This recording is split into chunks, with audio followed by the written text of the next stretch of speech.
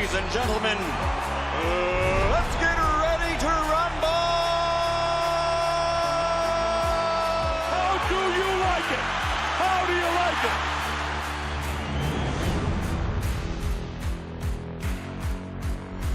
That is unbelievable. These guys will be legends in their own country, but also in the international basketball world forever. That is what sport means. That is what the EuroLeague trophy means.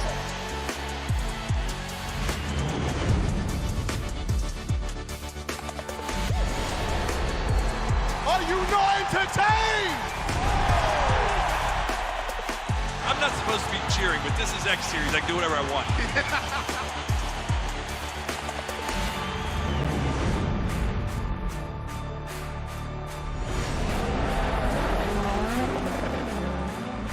Everything is difficult in this life, so still you need to be on it.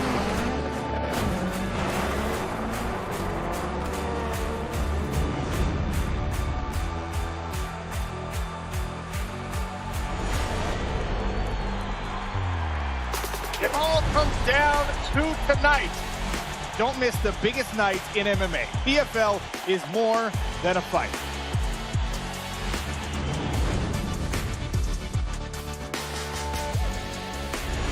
Catching up on any NFL game is easier than ever before. Looking to the end zone for the win! Oh my gosh, one of the great games you'll ever see.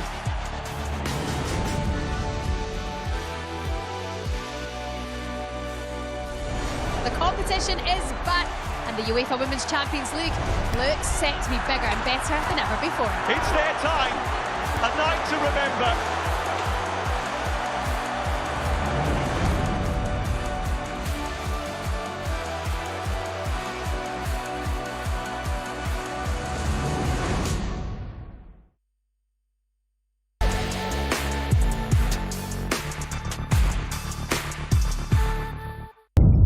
The following programme is recommended for those 16 and over, as it contains sporting violence, possible bad language, and flashing imagery.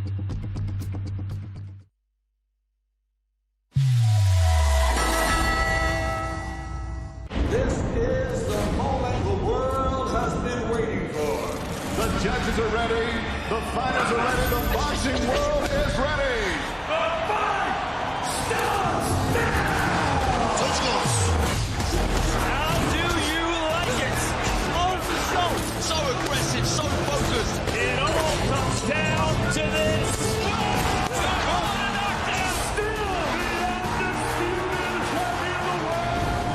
Media Workout, live on DAZN. Good evening, ladies and gentlemen. Welcome back to Chris Eubank Jr. versus Conor Benn fight week here in London. On Saturday night, under the bright lights of the Tottenham Hotspur Stadium, the fighters will be in a boxing ring. Today, though, they go through their paces in this ring here. It's the Media Workouts. Watch it all live, day 2 on DAZN. We've walked a similar path in the shadows of legends. That's mental, that is. You've got Eubanks to sign it as well. Yeah, let me quickly scribble a bit. They say never strikes twice. I knew that the chances of me ever being able to make it in boxing were so slim that it's like it wasn't even really worth me trying. I guess the sickness inside of me. Let me see how far I can get. But I've done that now. Why do this to yourself? Because I love the challenge, the drive, the goals, the ambition, the fighting. As long as I reach my full potential and I can look back and go, I've done everything I could. I don't have to fight now. I could retire tomorrow and I would be okay. But I don't want to be fine. I want to be excellent.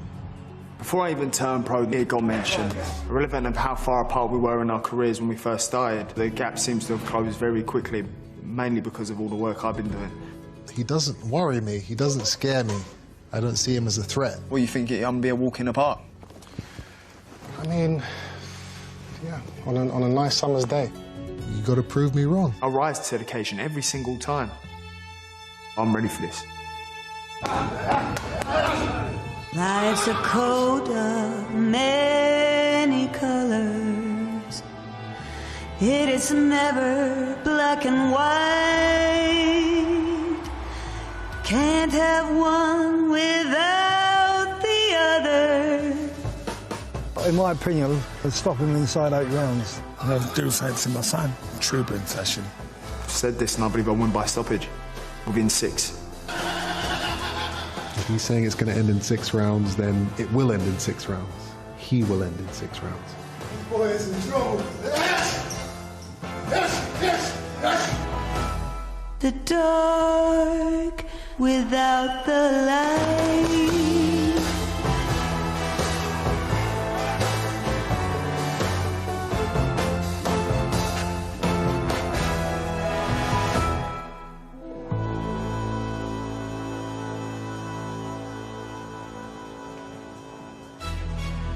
Yes, day 2 is here. Good evening, everybody. Once again, we are in Canary Wharf, London, and today it's the open workouts, the countdown to the weekend. Well and truly on Eubank Jr. versus Ben. Your main event live on DAZN. Special times indeed. How lucky are we?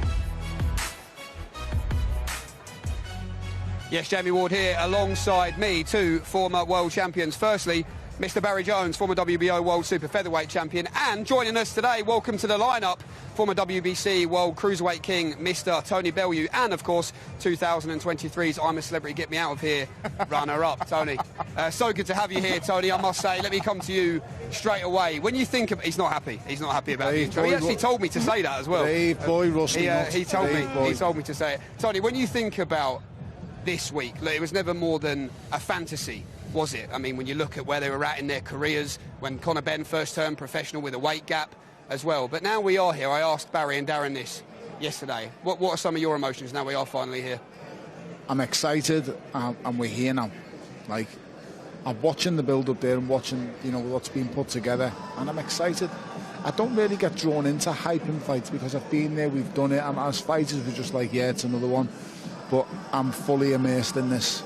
I'm fully immersed, and it's huge. It's massive, and I cannot wait for Saturday night. Barry, the media workouts, look, sometimes we get a little bit of everything. Sometimes the fighters will turn up and they'll go for a full pad session, and it's an early indication of the type of fight week shape they're in. Sometimes they walk into the ring, they wave to the cameras, and they walk out. Are you expecting a little bit of both today? Yeah, I think so. I think you're gonna find out with some of the less experienced fighters, they're going to want to enjoy this moment, so they get on the pads and they'll show what they got, and they'll maybe do a little bit too much and waste a little bit too energy. But I think the experienced fighters here, the ones who've been there before, like the Billam-Smiths and the Anthony Yardes, they're going to be a little bit more economical with what they do, and they'll maybe just do a bit of stretching or just a little bit on the light pad stuff. They're not going to show anything. And the 2 main characters as well, I can't believe or see they want to do anything more than just get in the ring and go through the motions, which is fine, because we just want to, more importantly, we're going to get them up on the stage and have a chat with a few of them and get to see what's in their heads, how they're feeling now, and if they give us any little magic nuggets of information that we can maybe judge our opinions on. Well, we do love a British rivalry, a British grudge match, and this man, Tony Bellew, was in a few of those. I mean, off the top of my head, obviously, the 2 fights with Cleverly, the 2 fights with David Haye. I mean, looking back here, as you can see, I mean, these fights with David Haye, Tony, were massive. I remember being at university at the time, and the whole of the student union got together to watch this one. It was pretty special, but in the build-up to that one, everything that was said with David Haye, I remember in the build-up to the first fight, he told you he was just going to sit on his yacht and not even train, and he'd still knock you out in the fight. How did you deal with all that, and how did you remain in control of the emotions? It's about trying to not become emotionally invested in fights, and to be fair, I was never emotionally invested. I just wound them up. For the first fight, I just wound them up like a coil, and he exploded on fight night. He went nuts. He just tried to take me head off. Learned his lesson. Second time come round, prepared properly, was 100% fit, because everyone remembers the first fight for what happened, and he showed his real bravery. He's the bravest man I've ever fought, fighting with, you know, basically a snapped Achilles tendon for 6 rounds. It's unbelievable. And the rematch, you've just got to not be emotionally invested and involved. If you do, that's when it can drain you, because for the Cleverly fight, for the rematch, I wasn't emotionally invested, and I was exhausted when the first bell went, and it showed. I fought on pure adrenaline that night.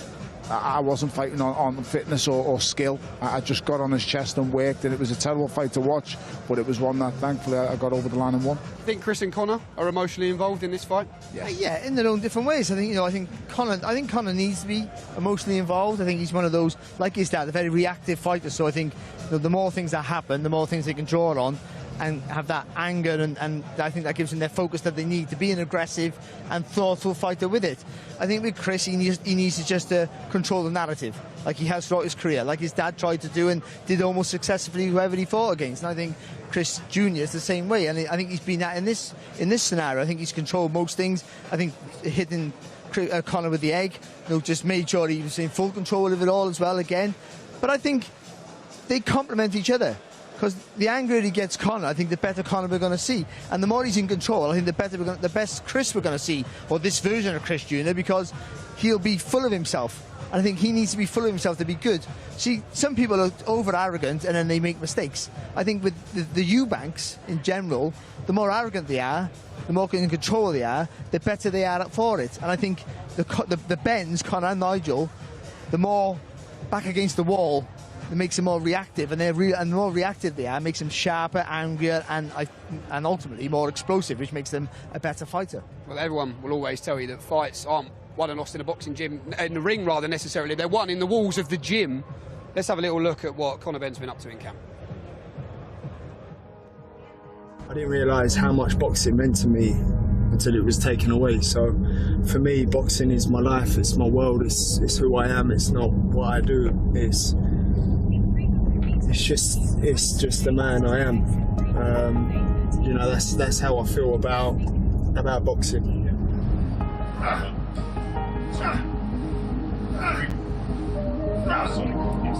7 last one.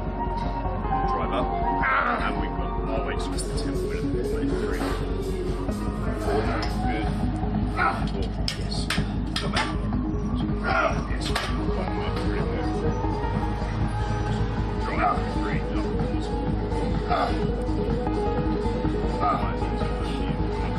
Up. 6. 8.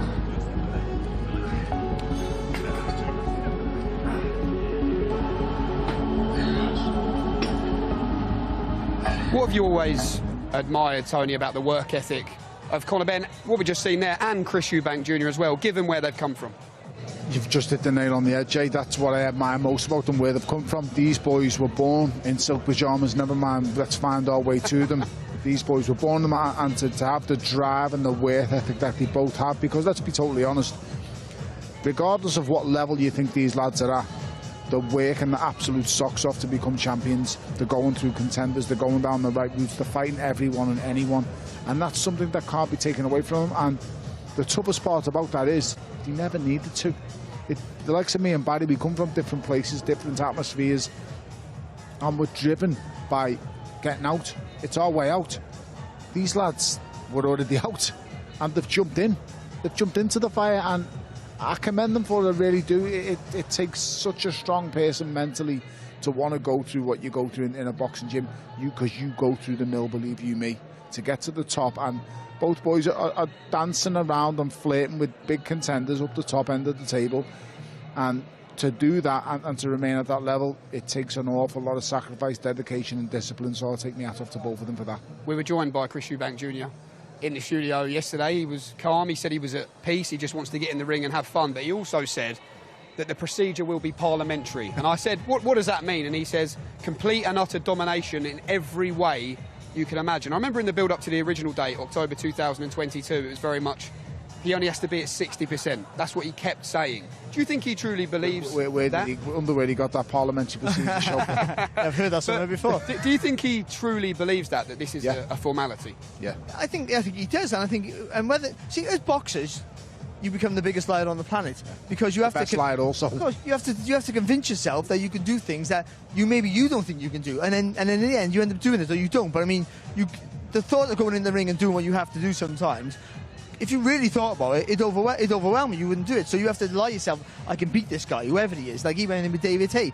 No, I did a massive column why you couldn't beat David Haye. You know what I mean? I mean, he could. No, but you couldn't have, and you shouldn't have beat him. That's the fact, but you did. It is. No, I mean. Thankfully, brains win fights, not bodies. Well, it's more than that. You had to initially put yourself in a position to go through hell to get there, and so to do that, you have to lie to yourself. So him saying that is a bit. He believes it, but he's making himself believe it. And more importantly, he knows Conor will hear that, and he knows it'll wind Conor up. In terms of the game plan that you expect Conor Ben to implement in his fight? I mean, he said it in the build-up to the fight, Tony. Look, the bell's going to ring. It's a hop, a skip, a jump, a right hook upstairs, a left hand to the body, and it's good night, Chris Eubank Jr. What do you truly see, though, as the keys to victory for Conor Ben in this fight? Keys to victory is how long and how intense can you be? How long can you be that intense for? That's the key for me. If he can keep the intensity level up for 12 rounds, he wins this fight at a canter. If you can just keep going non-stop and be relentless, and when I say relentless, I'm talking 100 punches a round. That's relentless. If he can do that for 12 rounds, he walks this fight. I think he can. I think he's going to stop him. I think he's going to catch him, and I just think he's going to be so relentless. But like I've said before, there's a flip side to that coin. If this boy's taking everything you've got and he's still there after 6 rounds, you're bang in trouble, because then he's going to start coming back with stuff. And I touched on this earlier. In my opinion, Chris Eubank Jr. is a better fighter than he ever was a boxer. When he lets his hands go and starts throwing combinations, he's going to hurt people. It's going to cause damage. And in that second half of the fight, that's when he's going to be at his most prominent, I believe. And so for me, fight of 2 halves. But it's not like he's going to get through the first half unscathed. He's going to receive some heavy blows and he's going to take damage. What can he do to combat that? That's the big question for me. We were just looking at that highlight reel of Conor Ben there, and I think all the best wins at 147. You look at Chris Algieri, at Vargas, at Van Heerden as well. That was 3 years ago this month, the last time he's boxed at 147 pounds. What have you made of Conor Ben's last 2 performances against the Roscoe at 153 pounds and then Dobson in February last year at 150 pounds?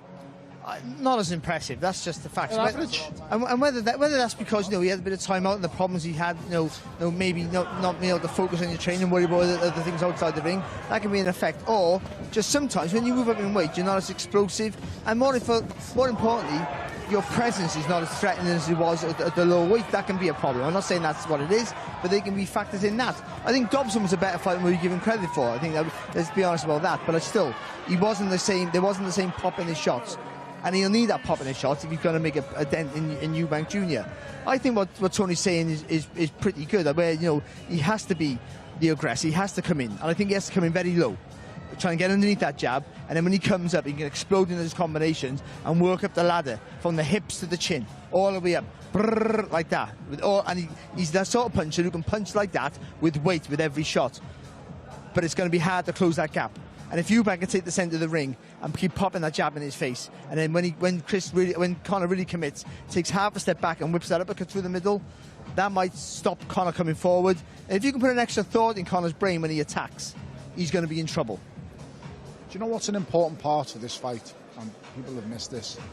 The corners play massive parts in this fight on Saturday, because you need to keep your man's head in the game. You really do. If Chris Eubank Jr. is to get dropped at some stage, he's going to need, Ronnie to talk in his ear. Jonathan Banks a really calming voice in the corner. He's been at the highest levels with the likes of the Klitschko's and stuff like that. Tony Sims has been around for a long time, knows the game inside out, but he's been with Conor from the get-go. I mean, Chris Eubank Jr.'s had more trainers than Nike, but it's just... He needs someone who he can tie with, and I think in Ronnie Davis that he knows that, you know what I mean? So I think Ronnie will still be a major voice in the corner, but Jonathan's a really good coach and he's calm, so we shouldn't miss that, because these are going to have to play vital parts on Saturday night.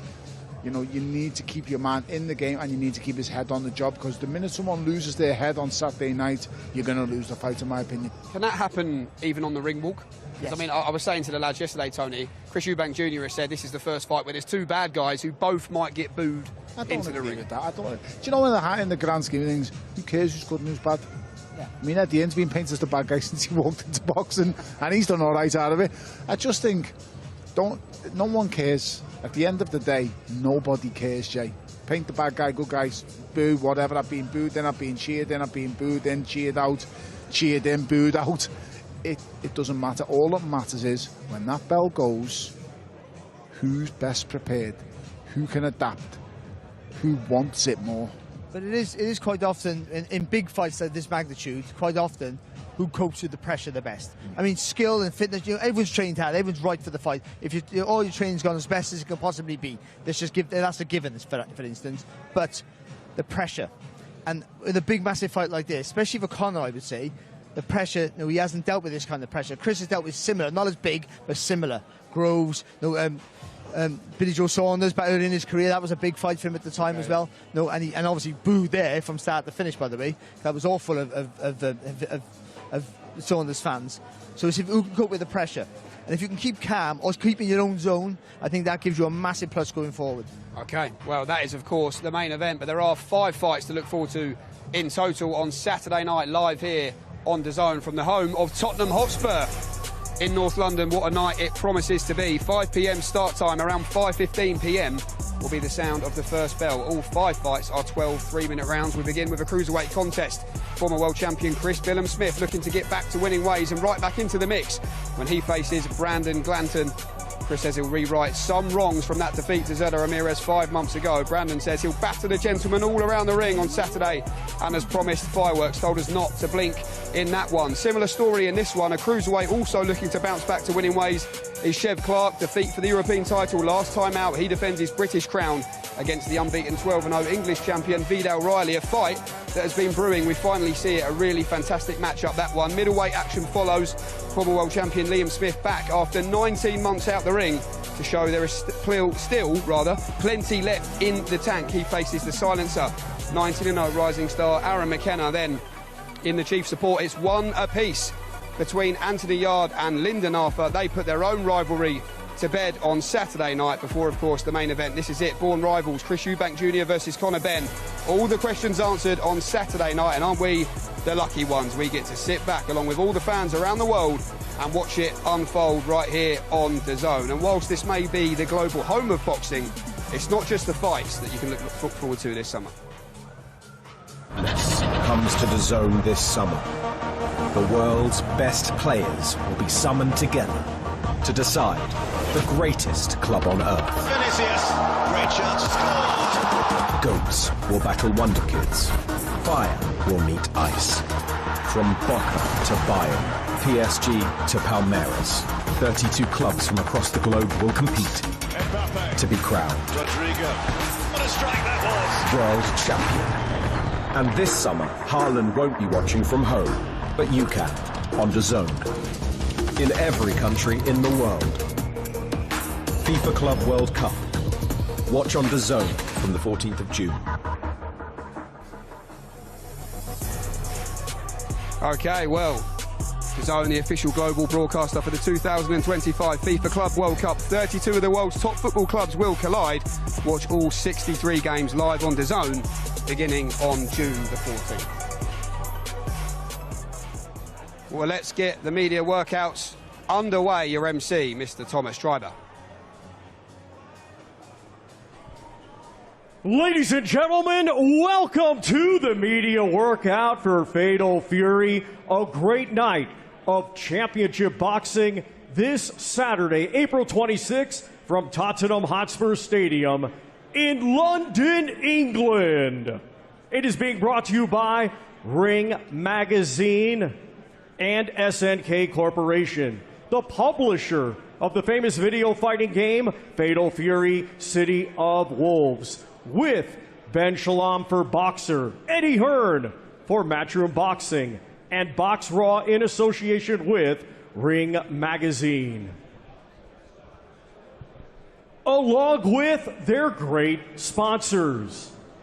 Public Investment Fund, Visit Saudi, STC, SRMG, Dr. Suleiman El Habib Medical Group, Saudia, the national airline of Saudi Arabia, Jeddah Season, Malaf Cola, Visit Qatar, Core Group, Desert, NHC, Jacko, Sky, Arab National Bank, First Data, Sella, and SMC. A big thanks to those great sponsors.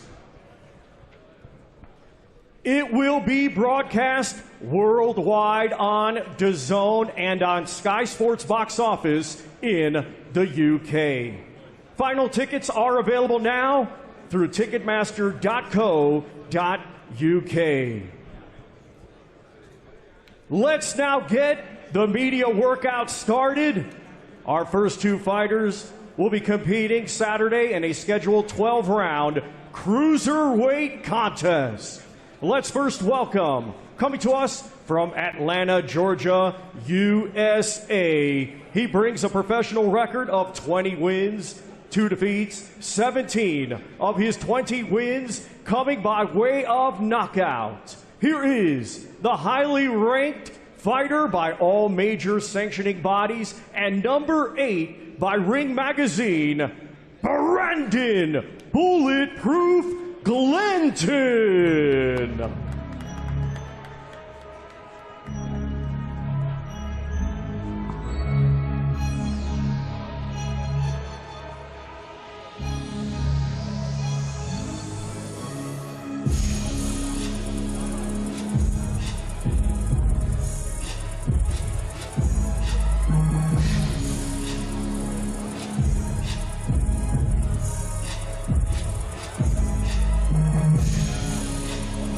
Here we go then, Barry. Brandon Glanton in the ring here, 20-2, 17 big wins by knockout. At 33, says this is his big moment, not short of self-confidence either. Has had plenty to say in the build-up, told us not to blink. Could this potentially be the sleeper on the card, and it's the opener? Yeah, I think so, because he's an aggressive fighter who comes out fast and believes in his power, and I think that's important for him to. He's going to hit a guy here who takes a good shot, who's extremely fit in Billam-Smith, but he has to believe that he can make a dent, because if he doesn't make a dent, then certainly from round 8 onwards, it's going to be a really struggle for him. So he has to try and hurt Billam-Smith. Even if he just knock him down, hurt him, tire him, and drag him into his sort of fight. What are the keys, Tony, to beating a fighter like Chris Billam-Smith? He's obviously the smaller man. Billam-Smith's a big lump for a cruiserweight, big heavy lump as well. Who has championship experience and knowledge behind him. But Glanton, he's got to get on his chest, he's got to make it rough, he's got to make it hard early doors. And if I'm being so honest, he's got to hope to land something big. But I don't know, I struggle to see it. I just think Chris Billam-Smith's a really good fighter. You just don't know what the fights have taken out of him at this stage. He's had some really tough nights and some really great big wins as well. The Viatport, the Akoli fight. I really rate Chris Billam-Smith, and I think the job Shane McGuigan's done with him is commendable.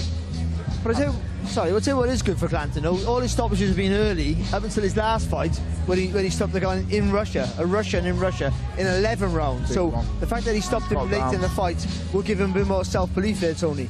Do you fancy it, I mean, do you think he's got the power to stop Chris Billam-Smith? I think he's got the power to hurt Billam-Smith, but I'm not quite sure. I mean, you're talking about what did that fight with Zurdo Ramirez take out of Billam-Smith? I think that's going to be the factor, because that was a really, really hard fight. Yeah. And even though Billam-Smith has been fantastic in his career and keeps proving people wrong continuously, he's had a lot of hard fights in a short space of time. I think he's still relatively fresh, but you know what it's like. You're fresh one day, you're not fresh the next. So you've got to be banking on that. But I think if you can get in early and hurt Smith, then whoever fit Smith is, when you're hurt, you're fighting on an empty tank. Yeah, and like I said, the thing I like with Chris Billam-Smith, he's been with Shane McGuigan from the get-go, and they've got a really good relationship.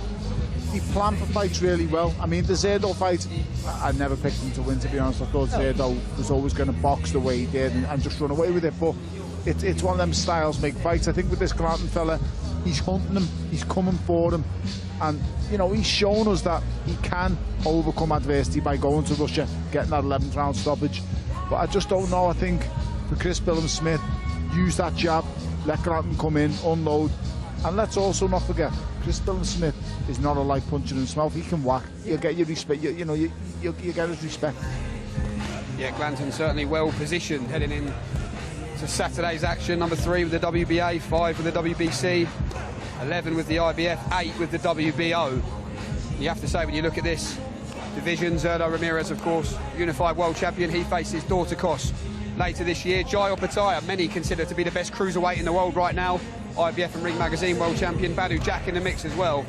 You have to say the winner of this will be in a great position, Barry. It will, but he's been here sort of before. When he boxed David Light, the winner of that would have gone on to box, obviously, Lawrence Okoli, which David Light did, of course, and lost on points in Manchester, I think, if I remember rightly. But so he's been this sort of level for a long time now, Glanton. So this is sort of like a crossroads fight for him, because even though Billam-Smith has been a former world champion and is looking to get back on the road to titles again, if he can win another fight, let's call this an eliminator for argument's sake.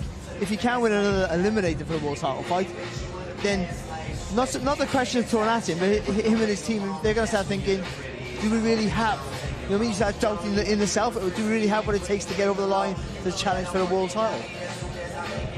Will he feel, Tony, to a certain extent, that he's got nothing to lose here, Brandon Glanton? Oh, he's got everything to lose, because he loses this fight, he goes right back down the pecking order, Jay, and it's hard, it's a long road back, it really is. I've been there as a light heavyweight, you know, your world collapses and you've got to reinvent yourself and show someone, you know, what you've really got. And he's not going to want to start again, and let me tell you, this division is deep, it's full of sharks, it's a hard division, you know, so it's a crossroads fight for both. But I must admit, I do edge towards Chris Billam-Smith. I just edge towards the better boxer, the better wins on his record, the better resume. And he's got, like I said before, he's got a really good coach in his corner, Shane McGuigan. I rate Shane McGuigan as a coach, I really do.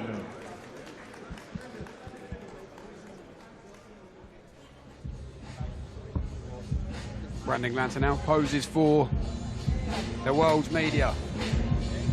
Massive opportunity for him on Saturday night, in with former world champion Chris Billam-Smith, who will be in the ring next, looking to get back to winning ways. Big fight for both on Saturday. Thomas Schreiber is standing by.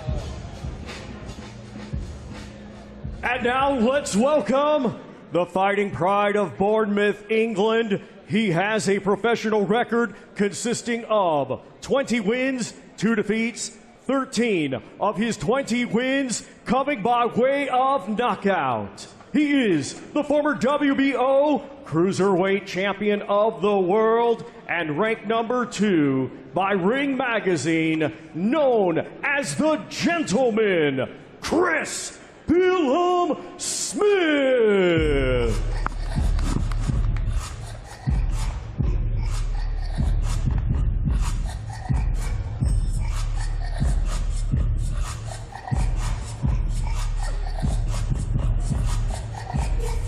Here he is, the gentleman, Chris Billam-Smith. Trainer Shane McGuigan makes his way onto the apron as well. He tends to find a way to win, doesn't he, Barry? Albeit couldn't do that in the last fight against Zerdo Ramirez, but he's done it in the fight, particularly with Lawrence Okoli. When you look at that one as well, he's never without heart. That's never the question with Chris Billam-Smith.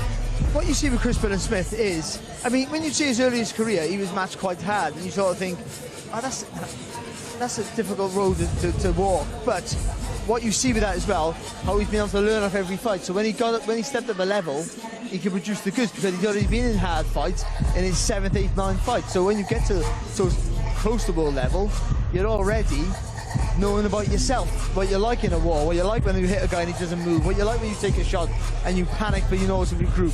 And so when he came up against Lawrence Okoli, which I didn't give him a chance and a lot of people didn't, when he got hurt and hit, he carried on going forward. He knew he had to smother his work. Obviously they sparred together, so he knew him very well, and he was in Bournemouth, his home ground, of course that helped him, but still, you still got to do the work, and he did it so well. So I think, you know, he's grown as he won the title, and before that are going to be a fabulous fight. He's not just a good chin with a good work rate. He's honed his skills, Tony, I think, into an all-round good fighter. He has, Barry, as he's versatile, he's good, you know, he's got a good skill set, and he's well schooled. As I said, he's overcome adversity in his career on a number of occasions. And what you touched upon there, I think, was very, very good. He finds a way to win. Whether it's ugly, whether you don't like it, I don't really care. He finds a way. He can win ugly, he can win well, he can win by knockout. He's got multiple ways to win. I just think for Chris, he's just got to be on it on the night. He's not got to let, you know, emotions get involved, or, you know, feel like he's got to do something that he doesn't need to do. He's just got to go in there and be Chris Billam-Smith. Box. Use your jab, use your size, and implement that strength.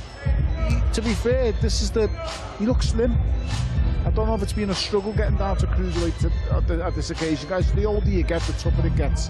But he just looks really athletic. And he's deceivingly big, Billam-Smith. Oh, he's a lump. I mean, everyone's deceivingly big to me, but I mean, he is especially deceivingly big. Looks in fantastic shape. I believe we may well be joined by the gentleman, Chris Billam-Smith, to get the inside scoop on his emotions and mindset heading into this fight. as I said, Barry, he wants to rewrite the wrongs from that Zurdo Ramirez fight 5 months ago over in Riyadh. From what you could see, what were the wrongs? No, he came up against a guy with a high work rate and was just, no, I thought that was the best Zurdo we've seen, and I thought Billam-Smith was really good in the fight anyway. He'll pick on all the negative stuff, but I thought he boxed really well. He just styles make fights back. Yeah, he did, no, you can only do what you can do to an extent only, and I thought he was good. Zurdo was a nice boxer, a lot of movement, skillful, and taps around, and it's very, very difficult, as we said before. So I don't think he should be too hard on himself from the Zurdo fight. I just think, you know, there's more things for him to do in the sport. But when you think your journey's not finished, as Chris Stoney thinks his journey's not finished, you know, there's a lot of work to do, and he'll want to get back in. Well, here is the gentleman himself, Mr. Chris Billam-Smith. Chris, so good to see you. I want to ask you about the mindset headed into this fight, getting back to winning ways. How have you found that in preparation for this one? Yeah, it's overcoming the loss the first few weeks, so then it's just about building on it and learning from it and improving, and that's all I ever do in a fight is just look to improve, look to learn, and become a better fighter. What have you made of the energy from Brandon Glanton? I don't know if you could hear him. He was just stood right here, shouting out all sorts of profanities. Don't mind that. What have you made of this coming your way? It's good fun. I love it. Just makes me. It makes him look a lot worse on Saturday night when I beat him. And apparently, I didn't shake his hand back in Bournemouth after I just won a world title at the football stadium. Tony knows what that's like, you know, winning a world title at football stadium. On the way back, apparently, to change room, I didn't shake his hand, and I can't even remember seeing him, to be honest with you. It's all a bit of a blur, but yeah, look, I'll shake his hand when I beat him on Saturday night. Ultimately, what do you believe will be the difference between the pair of you? I think he's probably got punch power over me, but I think other than that, I think we will equal or better in every area. The speed, the intensity that I fight at, all of those things are a massive strength of mine, and I think that'll be the key. And as always, Tony, in this cruiserweight mix, you're only one win away from being right back in that mix and in massive fights. I touched upon it. Chris and Shane, consummate professionals, really good team, been together for a long time, and I just think that's the difference. At the level you've been at now, it shows, and in these kind of fights you will see it. As long as Chris is head fully on the job, he's not looking forward. I think he does a job here, he really does. But like I said, Glanton, his game, as I said, shown by going to Russia, that 11th round victory, it shows he's not here as a passenger. He's here to claim what he believes is rightfully is. We've just heard him there with the profanities. It's going to listen, you've been around it now, champ, long enough. You know what it's all about. Yeah. And he's trying to get under your skin. Probably once you're going in there a little bit erratic, I don't think much gets to you, mate, to be honest. Yeah. Look, all of that is just part of it, and like you said, it's just it motivates me, all that sort of talk and everything. I'm not a trash talker myself, so it's been through so much, Chris. You've been through so much. Yeah. From a boxing perspective, from a life perspective, that these minor things, I can imagine they don't mean anything to you, champ. Yeah, it's just it's irrelevant. So yeah. Quick one, Chris. Just get your thoughts on this matchup elsewhere in the cruiserweight division. Chev Clarke and Viddal Riley. What do you make of this? How do you see it going? Yeah, I can't pick a winner. I think they're both at a crossroads. Chev's obviously come off the back of a defeat last time out, but Viddal hasn't boxed at that level or yet. So yeah, it's an interesting fight, and I think it'd be really, really interesting to see how they both adapt and come on. It's a big stage for Viddal. I think it's his biggest fight by a long way. Obviously, he's been preparing for a Chamberlain fight, which has never come to fruition, but which will put him in good stead, just preparing for that sort of fight, because it's the similar sort of level with Chev and Isaac. But yeah, a really interesting fight. Chris, thanks very much for joining us. No doubt you've got about 1 million interviews to do down there, so we'll let you go. Thank you very much. Best of luck on the weekend if we don't get a chance to speak to you beforehand. Top man, Chris Billam-Smith. Gentlemen, that's the nickname of Chris Billam-Smith, and that is very accurate. Viddal Riley in the ring. Currently, it's Chev Clarke makes his way into the building as well. I don't know if you could hear, Barry, what Brandon Glanton was shouting. I didn't see something, but it wasn't very PG. But keep your eyes out on his own socials for that one, because That was fiery, and that's the opener. Chris Billam-Smith versus Brandon Glanton from 5 p.m. on DAZN. And as we say, sticking with the cruiserweight division, another cracker on Saturday night to look forward to. Many believe this one could steal the show. Viddal Riley here, 27 years old, a massive Tottenham fan as well. What a moment, Tony, for him at the home of Tottenham. Not many are bragging about being a massive Tottenham fan like me, bragging about everything, but I am bragging these days. Don't worry about it. Yeah, big club. You know. A fairy tale moment for him, though. Oh, nothing makes it amazing. He'll find one of the best nights of his life. It really is. It's one of them. It's unbelievable, mate. I can't put it into words. So yeah, he's been going the game all his life. He's a huge fan. Then this is going to be extra special to him. Yeah, he says this is his destiny. Barry says he deeply means that. He just needs to deliver on Saturday night. You talked about the social media presence yesterday. He worked with KSI and the mega fight over in America as his trainer for that fight with Logan Paul, and shot to stardom, didn't he, really, on the back of that one? But he's doing things the right way here, picked up that English title, and I guess proving to certainly anyone who doubted the ability that he's a serious fighter. Well, he chose the hardest route. You know, he could have gone the YouTube route or the Misfits route, and then ironically, maybe earn more money with easier fights. I don't know, but you know, he was a boxer before he was a YouTuber. Let's not forget that, and a well-decorated amateur at that. And then talk to people who were in the GB or the England squad with him, and they'll tell you how talented apparently he really was. As a pro, I think he's had a really good career. I think he had the right development fights. He's looked really good. You know, he's starting to develop his power, sitting on his punches a little bit more. But his boxing skills are fantastic. He moves around very light on his feet for a big fella. His jab's really good. He's calm as well when someone tries to attack him. He doesn't rush his work. So I think he's been good. I think he's been very, very good. Mikel Willow was the fight before last, which he got rid of him quite conclusively. That was a really good win. He boxed Garb in his last fight, who was a heavyweight, and he got rid of him in a couple of rounds. So, you know, this is a man full of confidence. Where on the other hand, Chev Clarke, who looked like he was going to go right straight to the top, very, very on a quick route. So they matched him very, very aggressively and very, very confidently. You know, came up a little bit short in his last fight against a good fight in a tough, hard fight. So he might have a little bit of self-doubt. I don't know if he will, but possibly. And it might be just the right time for Viddal Riley to strike. All he needs to be ready for, Tony, on Saturday, facing a fighter like Chev, who, like you say, is bang up for this. He knows he has to win as well.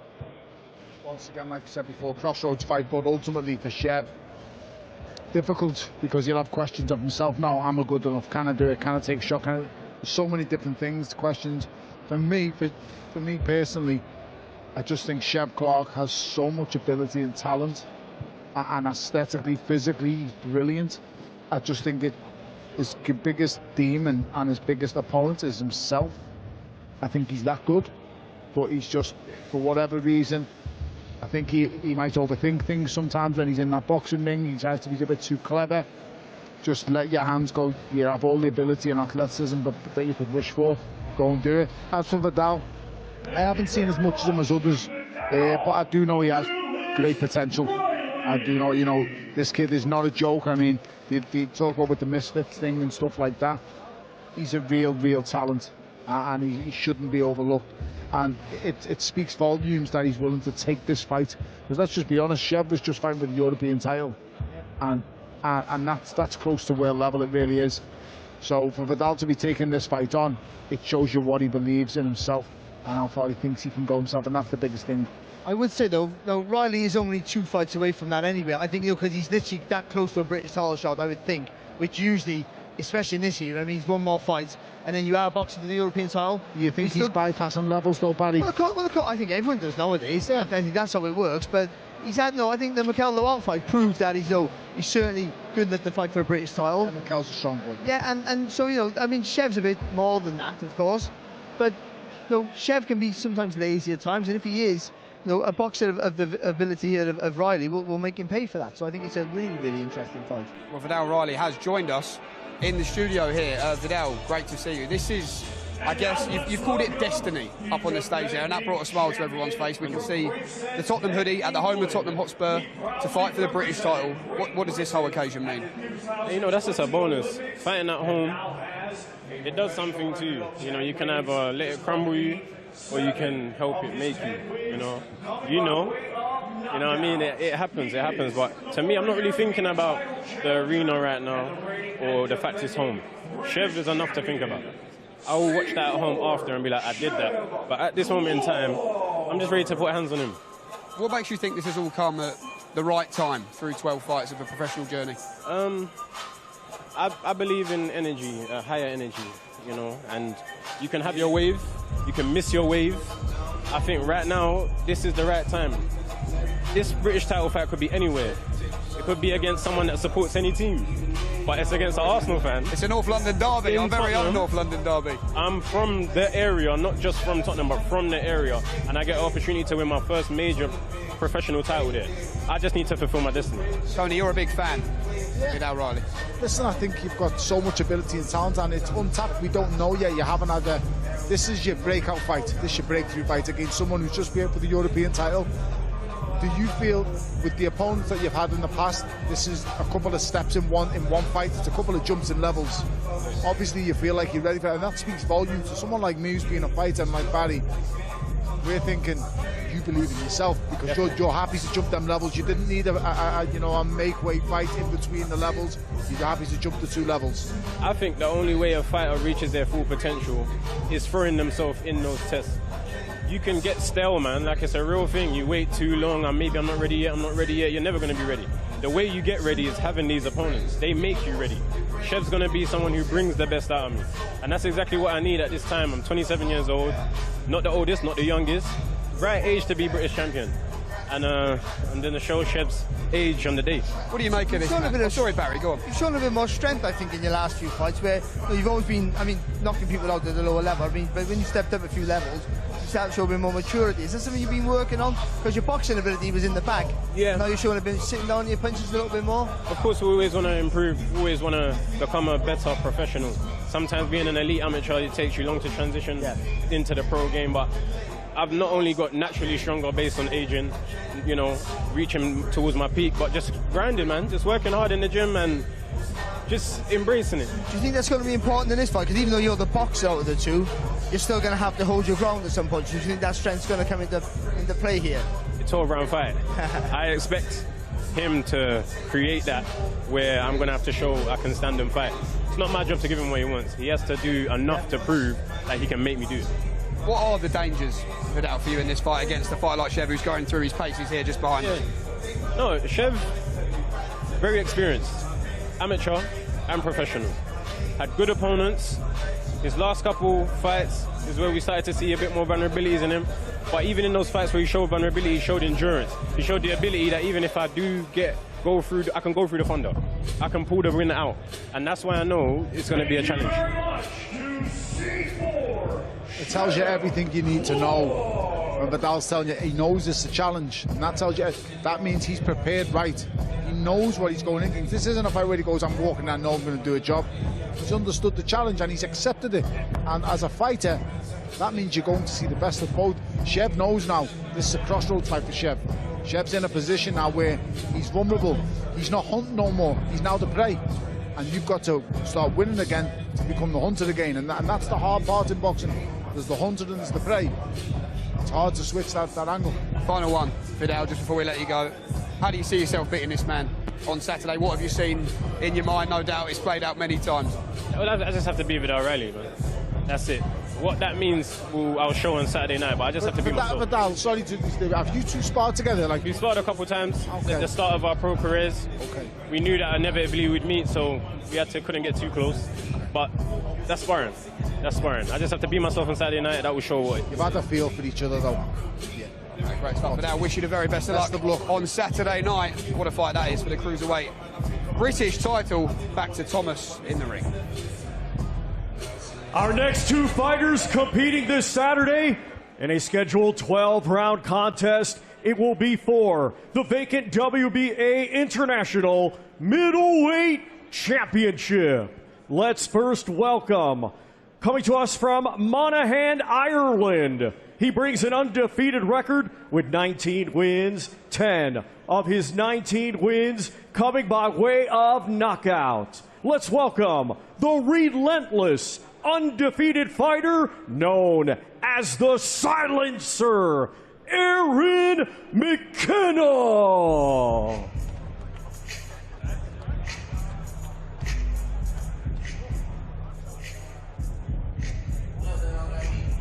Here he is then. the silencer, 19-0, Aaron McKenna.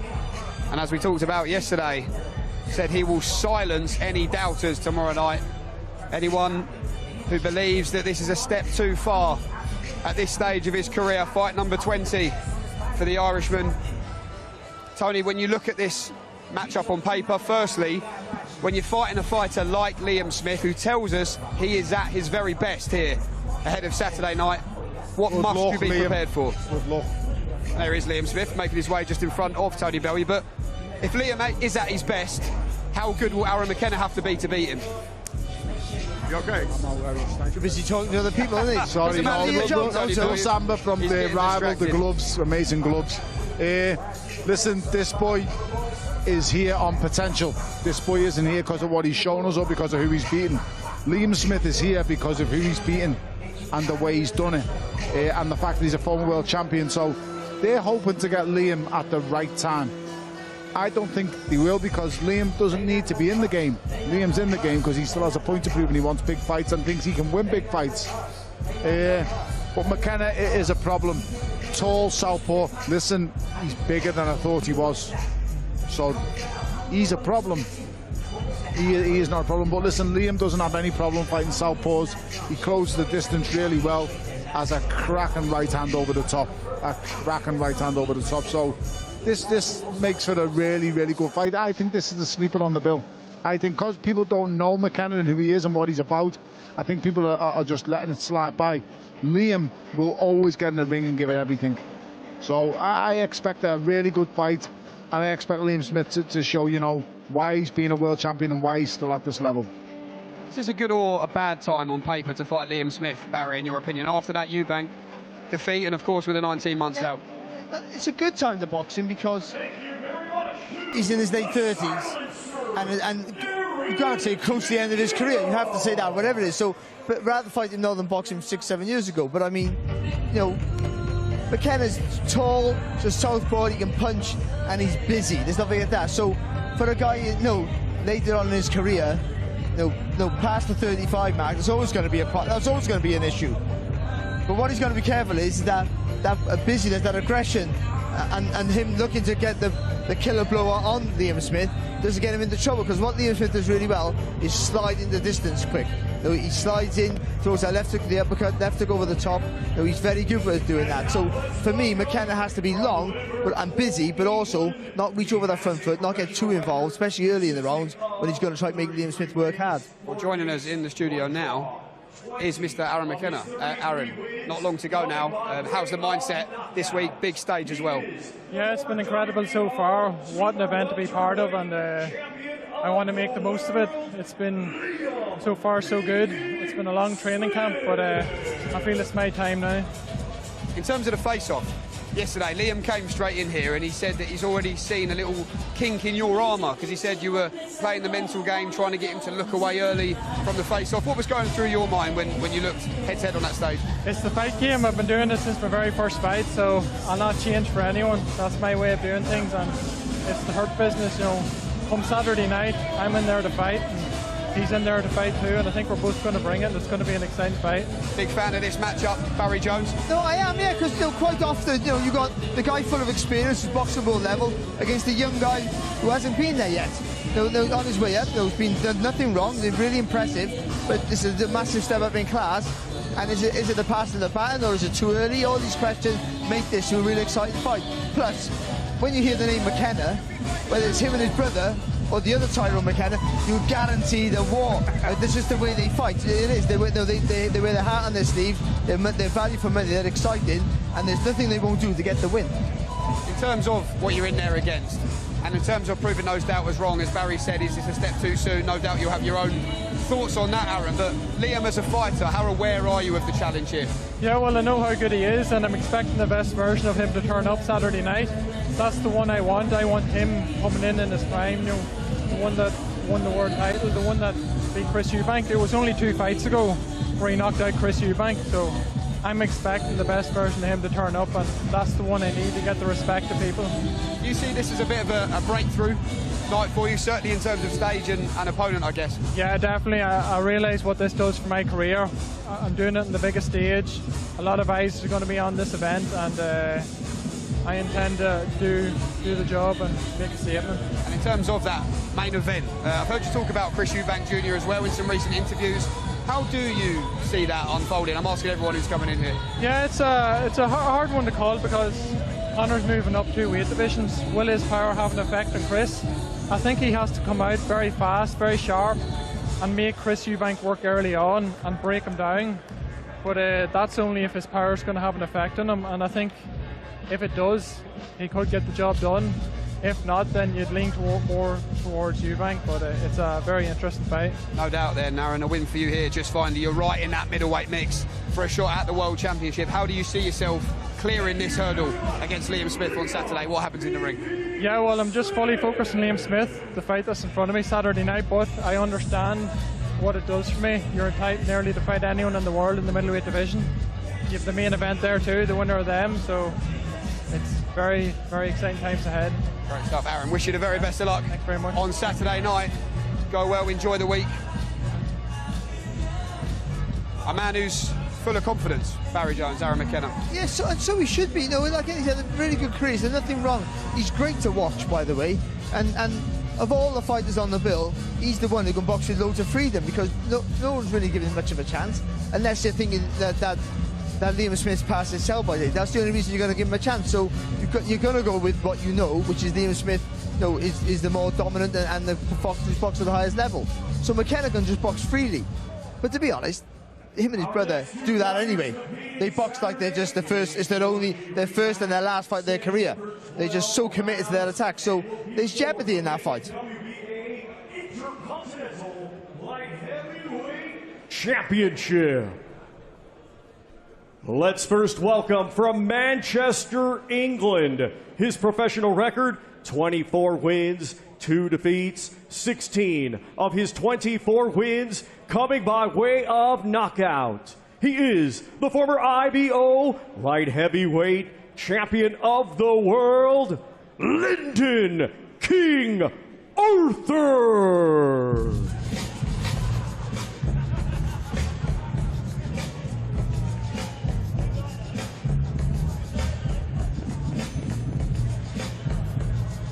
Well, Liam Smith has said throughout the build-up that he wants the winner of that main event. Of course, the fight with Conor Ben is one that's been spoken about for a while. The trilogy with Chris Eubank Jr. certainly there. And speaking of trilogies, we have one to look forward to on Saturday night in the light heavyweight division. What a time to be at 175 pounds as well. December 2020 split decision went the way of this man, Lyndon Arthur. April 12th, the rematch in 2021.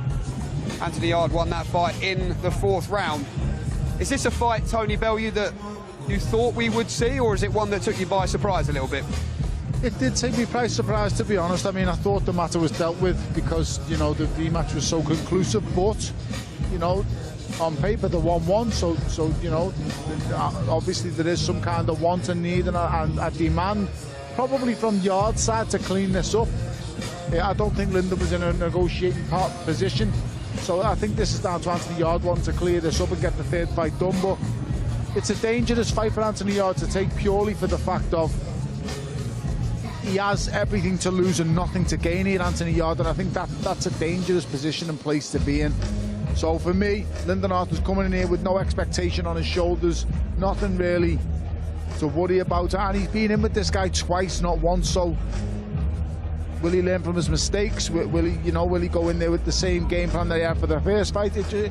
I think ultimately it's all in Anthony Yarde's hands, because, as I say, the reverse fixture, the last fight, was so conclusive, in my opinion, that, you know, it rests with how he wants to play it out. Yeah, they both know more about each other now, of course, and certainly that gives Anthony Yarde the upper hand. But also, you have to say, Anthony Yarde's last performance wasn't anywhere near a peak Anthony Yarde. No, he wasn't good at all. But added with that, even though, you know, and of course he had 2 or 3 fights after the Bibble fight here, Lyndon Arthur, and he hasn't looked fantastic either. I think Lyndon Arthur is one of these fighters who's technically very good. He gets praised for his jab because it comes out nice and smooth, but also he coasts fights too long. and that can get you into trouble. That's a bad habit to get into, and I think if he tries to do that with Anthony Yarde, even in seconds of that one, he's going to get into trouble. So this is all. I think this is the fight they both need, because Anthony Yarde knows he can hurt him now, so he's going to come out fast like the old Anthony Yarde, and Lyndon Arthur needs a fight where there's real fear, so he can't do that coasting. He can get back to what he was, real sharp counter puncher who frustrates you. So and also they've both been beat by the current top two in the world with Beterbiev and Bivol. So a win from either one will put them back in our conversation, maybe for another world title shot when those titles do inevitably fragment. Yeah, when you look at the top of the 175-pound division right now, Tony, obviously Bivol and Beterbiev look like they're on course for a trilogy. Benavidez and obviously Callum Smith as well. The winner of this, there's some massive domestic fights to be made, particularly Joshua Buatsi. That fight with Yarde's always been spoken about. He needs a way back in. And listen, it was a great fight that he gave Callum. There's no shame in coming up short against a world-class elite fighter like Callum Smith. So, he'll be looking for a weapon. This isn't the end for either fighter. But I must stress, it's a long way back for the loser. It is, because, and more importantly, especially for Anthony Yarde, who's used to be going in, except for his world title shot, as an A-side, he'll start being in negotiations with Buatsi or certainly Callum Smith as not the A-side anymore, and that's going to be different where your motivation, because especially financially, you're going to start thinking, is this worth my time? But Anthony Yarde's a funny fighter, because as good as he's been, we praise him for the two defeats because he performed so well in those defeats. When you look at the names he's been in with, Tony, Anthony Yarde, obviously Beterbiev, Kovalev, what have you always admired about his mentality? It's his attitude to want to get back in there and test himself against the absolute best, and he believes in himself, and I do think he's got a lot of ability. Athletically, he's very, very good. It's difficult. He's come across two exceptional fighters and he's lost, and it is what it is. But I think it obviously eats at him, the loss to Lyndon Arthur. I think it doesn't sit right with him, and he's here to put this straight once and for all. He wants it to be known that it's not 1-1 between us. I'm going to put you, I'm going to put you to the sword, basically. So I just think it's one of them. It obviously doesn't sit right with him because he didn't go into immediate rematches, or he didn't go into matches whatsoever with the likes of Kovalev or Beterbiev. Maybe it was out of his hands. This one obviously isn't. So it's an interesting fight. As Barry touched on before, Lyndon Arthur has a fantastic jab, can frustrate you from range, but then he has that slow pedantic style that can be so frustrating. If he was his trainer, you'd want to strangle him, but he has the ability to frustrate Anthony Yarde. If Anthony Yarde lets Lyndon Arthur get into that rhythm, it'll be a long night for him. Anthony Yarde, most of his career, because he has crazy power, he has real power, we just wait for the opportunity to arise and then pounce on it. But what he did in the second fight with what's his name? Lyndon Arthur. That's a nice one. He created the opportunity. That's the difference. He didn't wait for it. He created it, and he realised it, and that's what he had to do. Against Kovalev, he was too green for that fight, and he had one great round where he almost got Kovalev out there. But apart from that, he struggled. He was competing, but he was struggling. In the end, he was just too exhausted. Against Beterbiev, he was brilliant. He was, yeah. He just came against a fight that was just too good, too strong, but he was absolutely fantastic. And I saw so much star potential in that defeat. And he never made no excuses either, and I loved him for that. He just went, I tried my best and it wasn't good enough. And that you have to admire. Same, I've got a love for Anthony, a lot of love for Anthony. And I've got a lot of love for Lyndon Arthur and his team as well, with Pat Barrett. And I think they're all good people, but I just think he's at that, he's at that edge, he's at that, just at the level, and he just needs to get it over the line. Just needs the right opponent. Can I say about Anthony Yarde? When he boxed Kovalev, he was offered massive step aside money, pretty much the same as his purse, which is mega money, to take a step aside so Kovalev could box Canelo, so Canelo could win a light heavyweight title, and also he would have got a guaranteed shot at the then the vacant title. It would have been, because Canelo would have vacated it, and he would have won a world title in the UK and got 2 paydays, and he said no. I want to watch Kovalev in Russia, by the way. And I always thought, that's a real fighter. Stupid, but a real fighter. Yeah, but it's youth. experience. And no, we always have done the same thing. You said, no, I'm taking the fight that's there. And I've always loved him for that, because that's a real fighter. He wanted to fight the best at that time, who was, at that time, Sergey Kovalev. Yeah, I bumped into Anthony Yarde in Saudi Arabia. He was over in Riyadh for the Bivol Beterbiev rematch, and he was very disappointed that Joshua Buatsi had lost to Callum Smith. Can you understand why? Yeah, but I mean, people inside the game, a lot of them predicted it. I did. But people say, you've got East Coast on. You get it from his perspective, though, that's still a big fight in want London. No, it's still. I want to see Joshua Buatsi and Anthony Yarde. Because Buatsi, even though he got beat by the better fighter against Callum Smith, and he did, he still showed plenty of good stuff. So I think it's not as if he got absolutely blasted out of there. So he can come again, Buatsi, and also Yarde's been beat as well. So it's. I think it's still a good, marketable, makeable fight for both. It's just they're not the both undefeated forces coming up when they were taunted before. That's all. And also the favourite maybe changes a little bit now than it did when it was originally announced, was 2017 or something. He's a really good fighter. Like I say, just fell a bit shorter. And listen, I've been there at light heavyweight. I get it, I feel it, but he's just been unfortunate because, let's make no mistake about it, there's been world champions at light heavyweight he beat comfortably. And what Barry just told me, I never knew that. To take that, to want to do that and not just wait and get paid twice. I'll be mega money. It was mega money. Fair play to him. It tells me everything I needed to know about Anthony Yarde, where his hunger is, how much he wants it, what he actually believes in himself, Jay. He believes in himself, and the best thing about believing himself is it comes to a stage where, listen lad, are you going to back yourself? And he backed himself. Doesn't matter if he come up short, he's willing to back himself, especially in the Lions Den as well. Bear in mind, you're going to have everyone else in your camp, your promoter, Frank Warren, was, they're all saying, take the money and then you'll be a guaranteed world champion in what, 4 months' time? And he went, no, I'm here, I want to do it here. And by the way, it wasn't just Russia, it was Chelyabinsk, which is Kovalev's hometown. So, it was like the worst place you could go to try and win a world title. And the ring was the spongiest ring you've ever seen in your life. Everything favoured Kovalev that night. He nearly got rid of him. Everyone likes to go, it was a show. He's a strong boy on here, Kovalev. Yeah, but he lost everything else. No, I agree. We have to be honest. But you've got to understand, nobody. That was his first shot at that level. He was green, like I said at the start. He was green before. He really shouldn't have been in there. He's learnt an awful lot from them. Like I said, him and Joshua Buatsi is a great fight. Callum Smith, I believe, is on the verge. I mean, it's obviously going to be Benavidez fight. Benavidez and Callum Smith. That's a fight.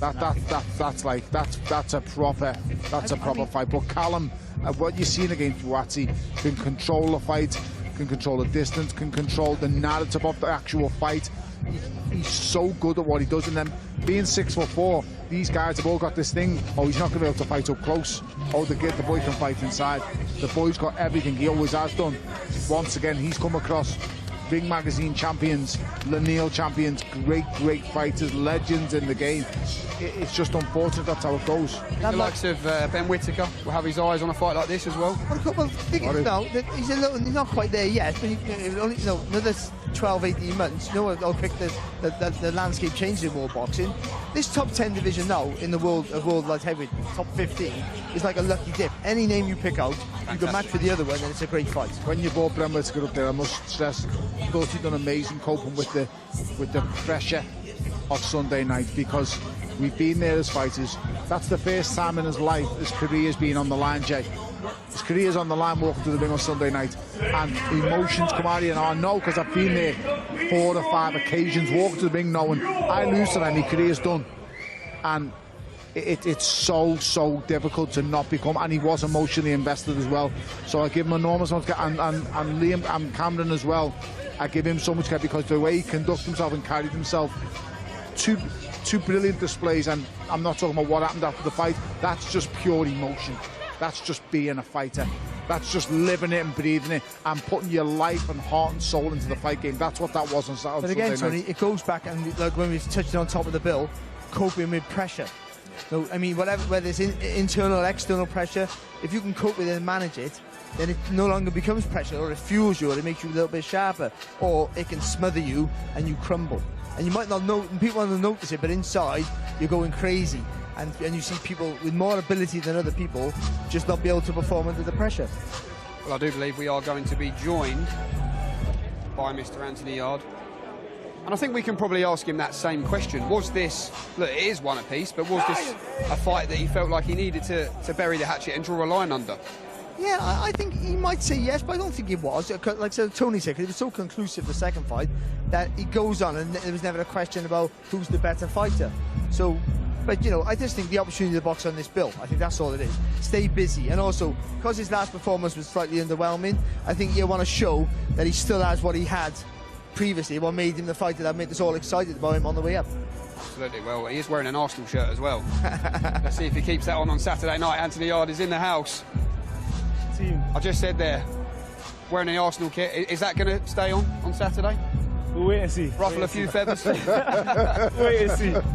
Straight off the bat, Anthony, I mean, look, it's one apiece with you at Lyndon. Yeah. Was this always on the horizon for you, or when the fight was offered to you, what was your initial response? No, and that's what I'm trying to say. This is why I'm excited for this fight, because you see that one apiece thing, it gets to me, because, again, in the first fight happened, it was behind closed doors during COVID. I had 4 deaths in my family, my dad being one of them, both grandparents, and I still took the fight with a mentality, you're meant to be professional, And then that's why the second fight, I come out like that. This fight, I can't lie, it's probably going to be worse, because that thing, 1-1, he won a split decision, that's on my record forever. So the second fight, it's like I've eliminated that. I'm dead. I said to these guys, I said, this is happening probably because you wanted to happen, because the second fight was so conclusive that there was no need to do. But I just said before you come on, literally, I said, this must itch you. This must be that thing that goes, I need to put him straight. I need to literally deal with this 1-1 thing. And it's worked out. It's right. It's been on your man's well. But it was so conclusive, Anthony, in the second fight. There was levels.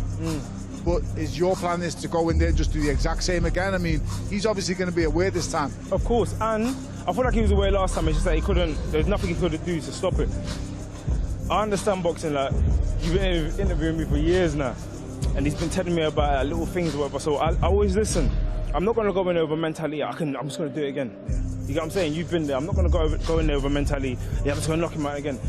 I'm just going to be the best version of myself. And again, this is another stage in my career where I'm still learning. I've got a lot of knockouts, but I want to keep learning how to knock people out. So I'll say it, my aim is to win by knockout. I like entertainment, but I'm not going to go out there just swinging while looking for a knockout. Your preparation leads you there, though. Your preparation, what you've done, people don't realise is what you've done in the gym leads to what happens on Saturday night. And what's going on. See, this is the thing with boxing. Everyone just thinks we turn up on fight night and that's how it's been. What you've gone through in that first fight with Lyndon Arthur in the camp in the background, no one sees that, no one knows that. And that's the managing things away from boxing is sometimes the hardest part. And if he's dealt with that side, Barry, you know you've been there yourself. I wanted to ask you, Andy, you just mentioned versions. What version are you now? Do you know yourself now more than ever before? You create the opportunities rather than wait for the opportunities to stop it, Do you think this is the best version of you because of the experience you've had? Or? I think so. I think it is definitely the best version of me so far, to this date. Because again, what you said, experience. Like, I feel like if I fought Conor Ben now, I'll beat him. If I'm even though it wasn't that long ago, I feel like if I fight him again, I'll beat him. Again, I was ahead on the scorecard. I got caught with a shot because I got fatigued and I kept playing. I started playing into his game. So again, experience plays a massive part. A massive part. Anthony, we look forward to hearing more from you at tomorrow's press conference. We wish you the best of luck. Thank you, man. Saturday night. Come on. Top man, a fired up Anthony Yarde. Well, there you go, gents. That answered our question. That one apiece was eating away Anthony Yarde. You could feel it off him as well, can you? He's up frustrated that loss, that he doesn't feel like it's a genuine loss. Because when I said that in the build-up, I thought, it must eat, because I've been in them positions, it used to eat away at me. I'm better than this guy, how's he beat me? But when you listen to the, no excuses because they're valid reasons, but when you listen to the valid reasons, what's going on in someone's life in the background, listen, it's hard. And that was real, man, that's true, man. It's not he lost a lot of people. This is talk about pressure now for this young man here. Here we go then, Conor Ben. One half of Saturday's main event. Says he has a huge chip on his shoulder, a massive point to prove. You've been around him, Tony, since the start of this journey. That point to prove, that chip on the shoulder, is that something that's not really changed? You know what, we laugh and we joke with together. He says, I'm the angriest man he knows. And I say, I must be second after you. But He's such a lovely, kind-hearted young man. I've got a lot of love for Conor. Listen, and I've got an awful lot of respect for Chris Eubank Jr. I just think this young lad's been through so much. And when he gets in that ring, it's time to show it and let it go. I just hope he can control them emotions that are going through his body when it comes to Saturday night, because that, in my opinion, will be the definitive factor on Saturday night. Who can control them emotions the best? And that doesn't mean that he doesn't go nuts and let his hands go. That might be what he's training, that might be the game plan. But whatever he's been training for, he's got to follow it exactly to the book. Exactly to the book. There's a lot of similarities when we talk about proving that was wrong, isn't there, between these two guys, between Chris and Conor Barron? Yeah, of course it is. I mean, I tell you what though, let's go back to his dad about proving people wrong, because his dad, before he boxed Eubank the first time, got beat by Michael Watson. Nigel Benn was destroying everybody. The angriest man you ever met in your life. He used to scream when he knocked him out. He was loved and hated in equal measure by the boxing fans, but everyone wanted to watch him. And then when he boxed Michael Watson covered them and then just weathered the storm and then stopped it quite easily in the end. Knocked him over the jab, he was exhausted. Nigel Benn went to America and rebuilt. He ducked it with the WBO title. He brought the WBO title over to the UK pretty much by himself. But then he also beat Iran Barkley in the States. He came back then, he rebuilt, he came back, he proved the people wrong. And then when he boxed Chris Eubank Sr., who was a massive underdog at the time, he just followed a character who was totally polarising. And Eubank Sr. was a massive underdog. No one gave him a chance against Nigel Benn. And they produced one of the best fights the British ring have ever seen. That's the truth of it. But Eubank prevailed on his chin and his smarts. Now, what Conor has to do in this fight is be massively aggressive, massively angry. I keep saying it. He has to be that, but it has to be effective aggression. He can't be wild with it. Otherwise, he'll pay the price. He will be exhausted after 7-8 rounds if he doesn't get it right. But if he gets it right, you got an older man there who doesn't punch like he used to, and he could get him on the heels, under pressure, and maybe panicking, and maybe get that stoppage. But I think it's a big ask for him. I really do. You mentioned that Iran Barkley fight. That was just down the road from where Conor Ben had his last fight, of course. Yep. And he went 12 rounds for the first time. And look, he said he wanted to knock Peter Dobson out in one round. But the fact he went the full 36 minutes, do you think that'll be something he's pretty happy with now headed into this week? No, not really, because they're just average performances. Listen, you can't dress up, just got to tell you that it is. They were average performances, and they went to the high standard he'd been setting beforehand. But ultimately, he won. And when you're winning on not good nights, it tells you everything you need to know about the fighter. If you can win on average nights and win well, as he done, wasn't a good performance. Like I said, it was average, but he won well. You know, it wasn't close. You know, my trainer used to have a saying. He's from Trinidad, and he used to say, better to win ugly than to lose pretty. So ultimately, winning is everything. So, and Tony's right. Once you win, winning is an art in itself, and it's a habit, by the way. So you know, because it changes your mind. You know what? Even when you don't win, even when you box underperform, and you still get that win, it means you can find your way through. Believe you me, when he gets in the ring on Saturday night, he will be so sharp. It will be like it's two different people. What was in against Dobson and what's in again in the last two, but it will be it's a different animal. He'll be so sharp, so reactive, so his whole world is on this fight. And it's also the same with Chris Eubank Jr. The whole lives have brought them to this moment. Listen, no matter what they do after this, right, if they go on to win world title out, what? They're going to be remembered for what happens on Saturday night. This is their defining moment in their whole career. And it's very rare you can say that about a fighter that before it's happened, that you know this is their defining moment. I knew when mine was, Barry will know when his was. He might not want to think it is yet right now, I might believe it, but believe you me, this is both their defining moments on Saturday night. It's interesting to see what he's doing here. I've been saying for the last few days, well, that's what you've been saying. How important it is to stay low. Yeah. But staying low takes a lot of energy because it's all your legs. You got to bend his legs and engage those big muscles in your body. But to stay low gives you the opportunity to do this. So explosive, buddy. Like, there's a semicircle on the front of your body. So that's the area you have to master to win the fight. And for Conor to stay low and move around that semicircle in front of the body is going to be so important for him, because that won't allow Chris Jr. to set his feet. And with that means Conor can unload with his punches in a relatively safe place. plus the angle of looking up, which means he can punch through the middle and use those legs to come through the shot rather than just through the arms. And to do that, he'll knock Chris off balance. So sharp. So sharp. And I don't say that because of the punches, because he's put nothing in them punches. It's the movement, it's the fluidity and the explosiveness off the legs. Like Barry talked about, it's so hard to get low. Mike Tyson used to do it perfect, and against bigger guys you need to do it now. He goes in there with the Tyson approach. It's intriguing, and like I said before, Chris Eubank ain't holding this boy off for 6 rounds. The question for me is, can you absorb what he's going to give you in 6 rounds? That's the question. But if he can't get Chris out there early, he has to do the hard work, but he is going to tire. But guaranteed, the way if he's going to do that, go low and explode in the shot, then Conor's going to tire. That's guaranteed. No one can do it for 12. But he's got to hope that his punches or his aggression and his pressure tires Chris with him. Now, if he can do that, tire Chris also, then they're pretty much at the same level, so he can go on and be more successful. But if he can't tire Chris, if he can't intimidate him with his pressure, if the punches can't hurt him or make him panic, then after 7 rounds, it does become a fight of 2 halves. Do you think Chris can get tired in this fight? Most definitely. You can tire him out just by being on him. Chris can't throw the punches he used to before. He has to box in spurts more. He always did, but more than ever before. He can't throw 15 punches anymore. You got to throw in 4s and 3s. How many rounds do you think Conor Ben can be relentless for out of 12? 8, 9? Well, I think young. He is young, but the way he explodes, and a bigger guy who could have maybe absorbed the shots, maybe not around the face, just around the body in general. If we're talking about bigger guys, they tend to swallow the punches a little bit better, and it depends how much how hard Conor hits, by the way, and that's the thing. How do you expect the power to carry up then? On I just think I don't think that's been the big question. It's not the one-shot power for me; it's the explosiveness of the shot. You won't see the shot, and that for me is more than any amount of power. If you don't see it, you're just Jay. You've got to understand.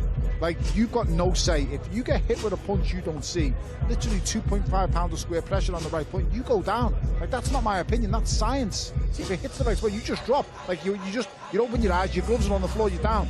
And that's happened to me on a number of occasions, but I just think Chris Eubank Jr. is not going to hold them off. So I can't see what Conor do. See, Liam-Smith backed Eubank against the ropes because Liam-Smith's a more intimidating figure because he puts his chest over the front foot and he'll feint, but he'll slide forward and the front foot puts you under pressure. I'm not sure Conor doesn't have the same smarts as Liam-Smith, in my opinion, so he's going to have to explode in the shots.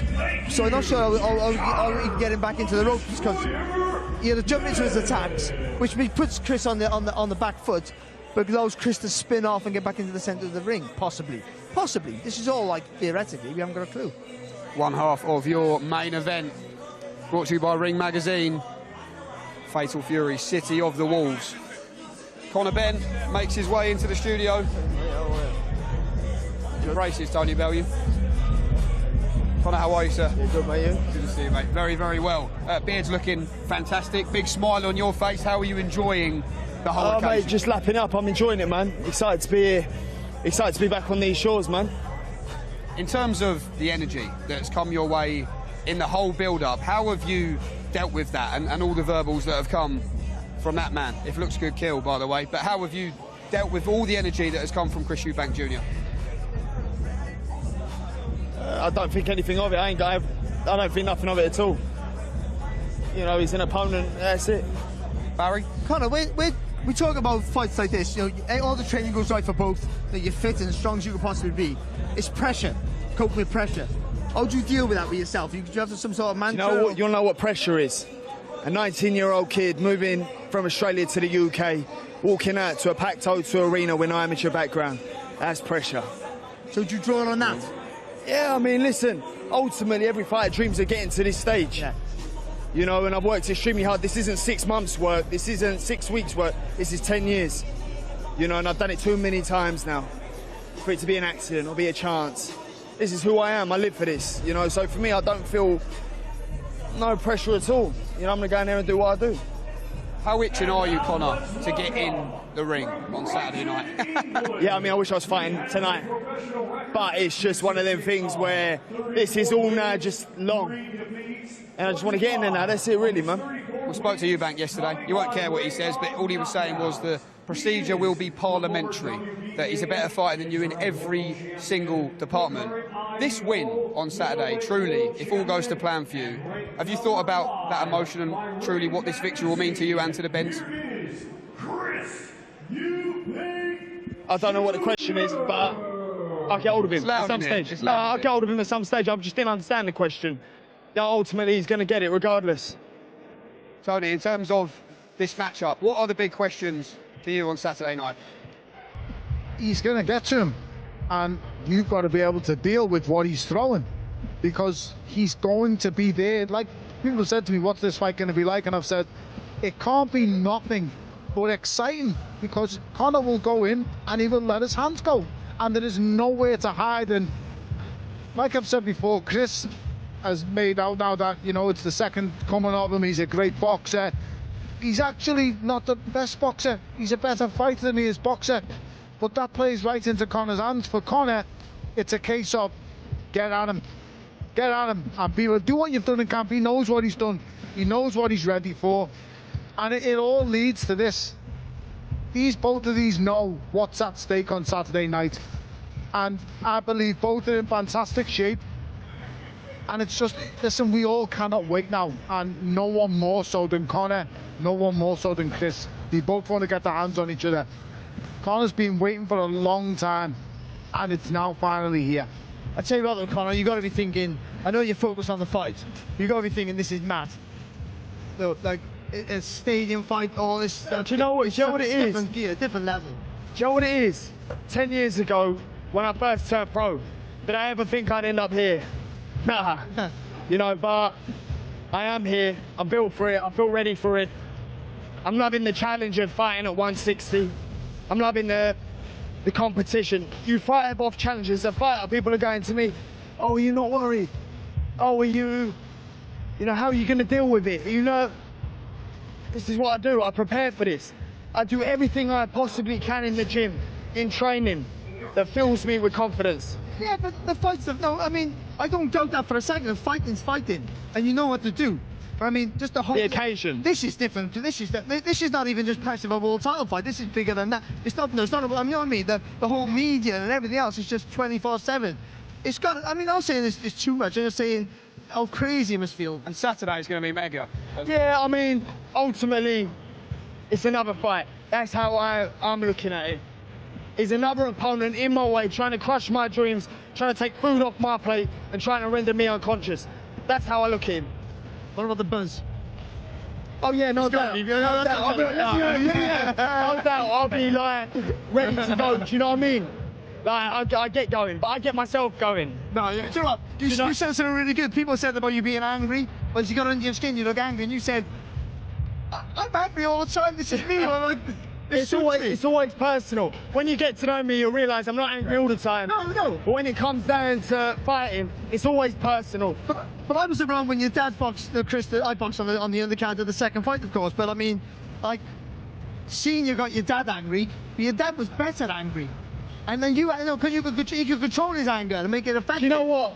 When I say to my sparring partners, before I spar them, I'll say, well, just work lightly. After the sparring, they go, lightly. But that's just the way I am. Yeah. It's the intensity, it's the I can't not punch about intensity. It's harness it and use your advantage. I have to fight. Do you think that's your superpower, that you can always get to that moment of I give it my all?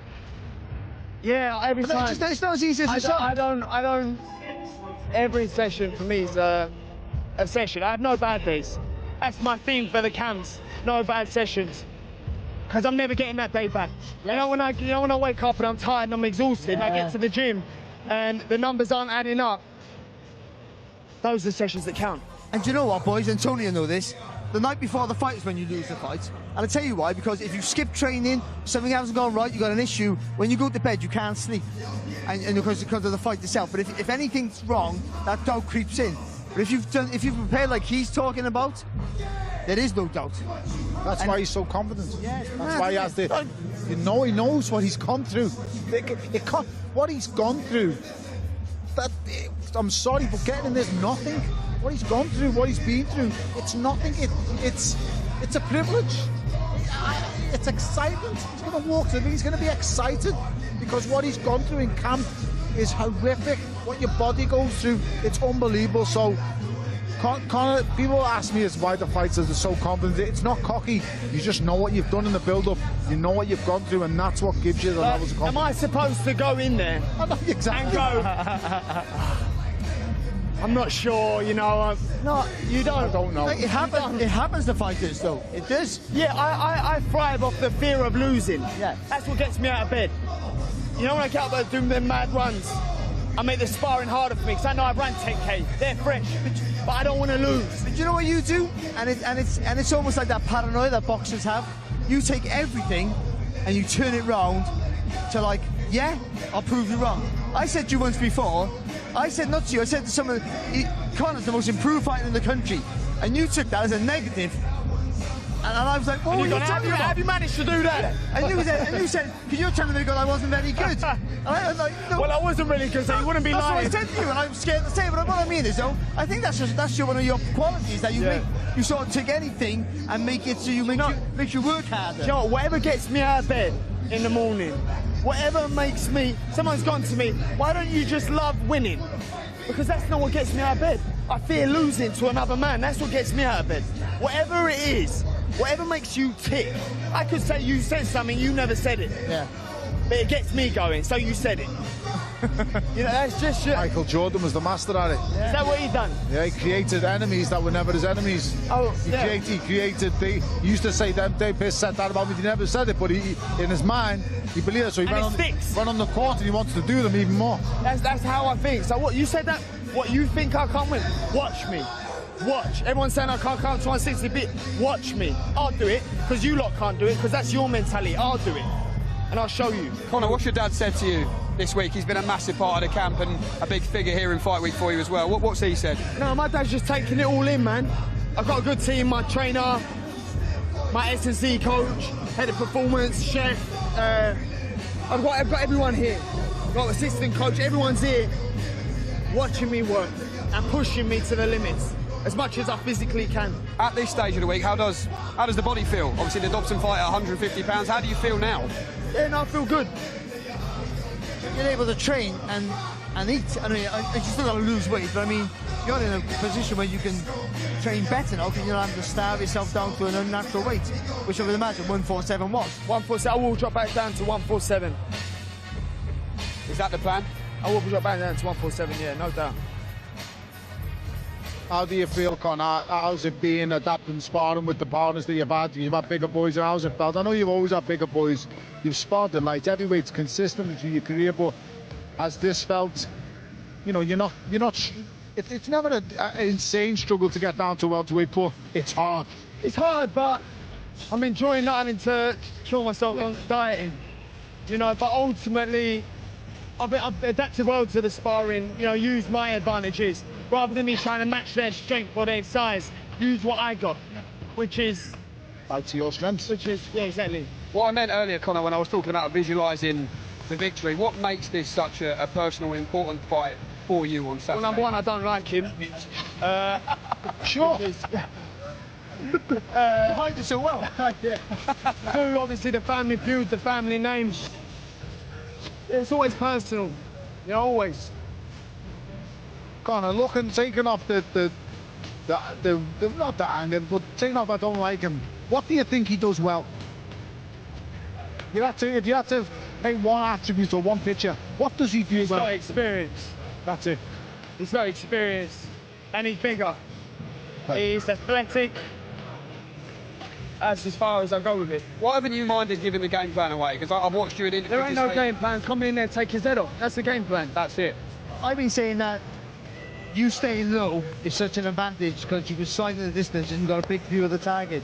And I saw you in the ring there, just a few little moves where you're really engaging your legs. Is that something you've been working on?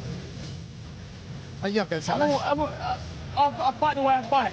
I said, as me and Barry were talking earlier, and I said, do you know what the big thing is?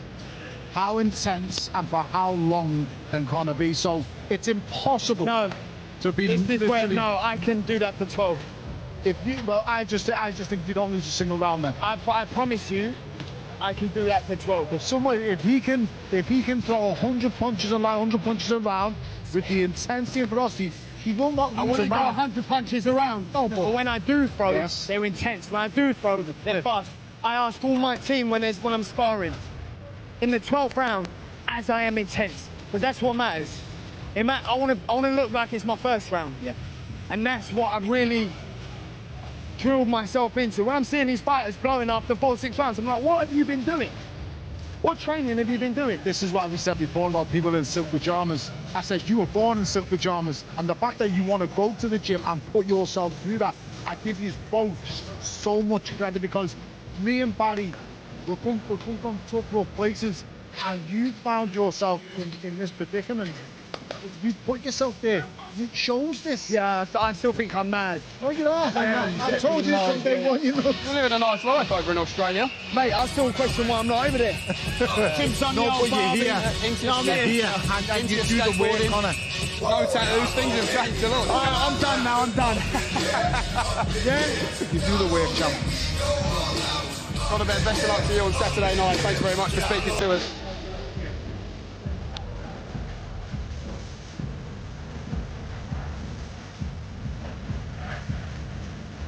Let's turn our attention then to the man in the ring. Listen, I just saw a little glimmer in the eye of Conor Ben. Look, he's fired up, we know he is, but when you talk to him about the occasion, there was just a little rise smile. When he says, I can do that for 12 rounds. And listen, look in his eyes, he genuinely believes. So I promise you, watch the speed he comes out on Saturday. Of course, I would say one thing about dictating pace is important, but boxing at a high pace doesn't mean you're going to last. Because I tell you about people don't understand about dictating pace. When you go for a run with somebody, it's not always the fact. If you go to someone else's pace who runs slower than you, it kills you, it knackers you out. So if Eubank can slow him down, then that's harder for Conor than he's boxing 100 miles an hour, because he wants to box at a high pace and be in control of it. So it's all about punching when you want to punch. So punch him when you want to, rather than punch out of necessity. That means you have to take a different breath, you have irregular breathing, and that slows you down. When you're having to set yourself to throw, and in your own mindset, it's easier because you can get ready to take a deep breath and excel with your punches. But when you're forced to punch, you can't get your breathing right. So dictating the pace. So if you can go out there and you take the pace at a high pace and make Chris feel it, that's fine. But if Chris can slow him down, then Conor's going to struggle. He can't do that for 12 rounds. What do you make of him saying there's no game plan? I'm coming in there to take his head off. No, listen, there is a game plan, but I mean, game plans are I think people go over with game plans and they go overboard with them. A game plan in boxing has to be very fluid, because so many things can happen and go wrong. It's like people say a game plan, I'll lose the first 6 rounds because I know you're tired, and then I'll win the next 6. But what if he doesn't tire? And what if he tires after 7? And what if he can run away and then you've lost 7 rounds and you won 5, but he's won the fight? So you've got to try and win every round. That's the first and foremost. So game plans should never be set in stone. Let me ask you this question, Tony, because you asked Conor and he just looked off into the distance when you said, what does this man do well? All he drew on was the experience of Chris Eubank Jr. In your opinion, what does this man do well? He moves quite well. He's in control of himself. That is his greatest asset. He's always in control. He never lets the mask slip. He's always in control, and like I've just seen him then. He's hitting pads with Jonathan Banks, and he just said to Jonathan Banks, go on the side, and he just told his fella put the body bag on. Now, I'm sorry, but that doesn't sit right with me. I'm not a fan. I think your trainer, I've said this in the week. The trainer calls the shot. That's what your trainer has to be your god, pretty much. He can charge your life with training camp. That's what it should be. But he's had a whole career this way, though. I would say that, Tony. So, and a relatively successful career. And it works for him, to be fair. Yeah, I don't know where Ronnie Davis is tonight. But it falls short at the top level he has. That's the truth of it. But the fact of it is, he's just not good enough, Barry. He's not good enough at the top level. Now, we don't know with Conor yet because Conor's still undefeated. But we do know Chris's level. And there's opportunities he's had, like the Hamza Shiraz fights there for him. The other fights were there for him, and he hasn't took them. So But I get 100% why he should have took this fight, because as fighters, we're called prize fighters for a reason, and this was the biggest prize. I'm sorry, by a mile. Of course, financially he's done the right thing, but let's go back to remember Anthony Yarde with Kovalev and not taking that step aside money. I mean, you have to remember what you wanted to be when you were a kid. It wasn't a billionaire and a millionaire. You know, it wasn't to be on a celebrity. no, but seriously, no, I'm joking aside, but honestly, you can beat me up later. We wanted to be champions, whether it was British, world, whatever. You know, we had aspirations of what we could be, but we wanted to be champions. That's all we cared about. And you have to, and you have that same mentality. No, I don't think he does, but I think it hasn't affected his skill set. He is what he is. What he does do, he has a fluid jab when he throws it. His right-hand counter can be a really, really decent weapon. But he doesn't throw punches like he used to. I think he's a, you know what? Got the same engine. I think he's a decent body puncher. Yeah, I think he does a lot of things well. But you know, what I will say is, from where he was when he started this business to where he is now, he's a vastly improved fighter, because he was a raw novice and done novice things when he first turned pro. Yeah, he was for sure. Where he is now. We're walking into the studio now. Obviously, we are out of vision currently. His boxers, Mr. Ben Shalom. Ben, here we go. This is Team Conor Ben. I pick Chris. I pick Chris. I say it as I see it, and I just think it's all about what he can absorb in them first 6. If he is still around after 6 rounds, this fight for me, the tide starts turning. But like I just said to Conor, and I said to him, how long and how intense can you be? And he said, he stopped me just before he got there. He said, Tone, I can do it for 12 rounds. And if he can, I don't know how he keeps him off. Make your case, Ben, for your man. How do you think Chris is going to react when Conor flies at him? Because we all know how he's going to fly at him, but do you really think Chris goes on the back foot? I actually think Chris is a better fighter than he is boxer.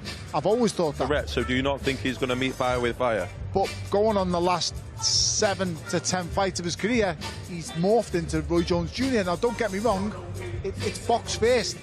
He's a better fighter, like I said, Ben. So, I can only go off what he's shown us. I don't think he gives Conor Ben enough respect to have to box him.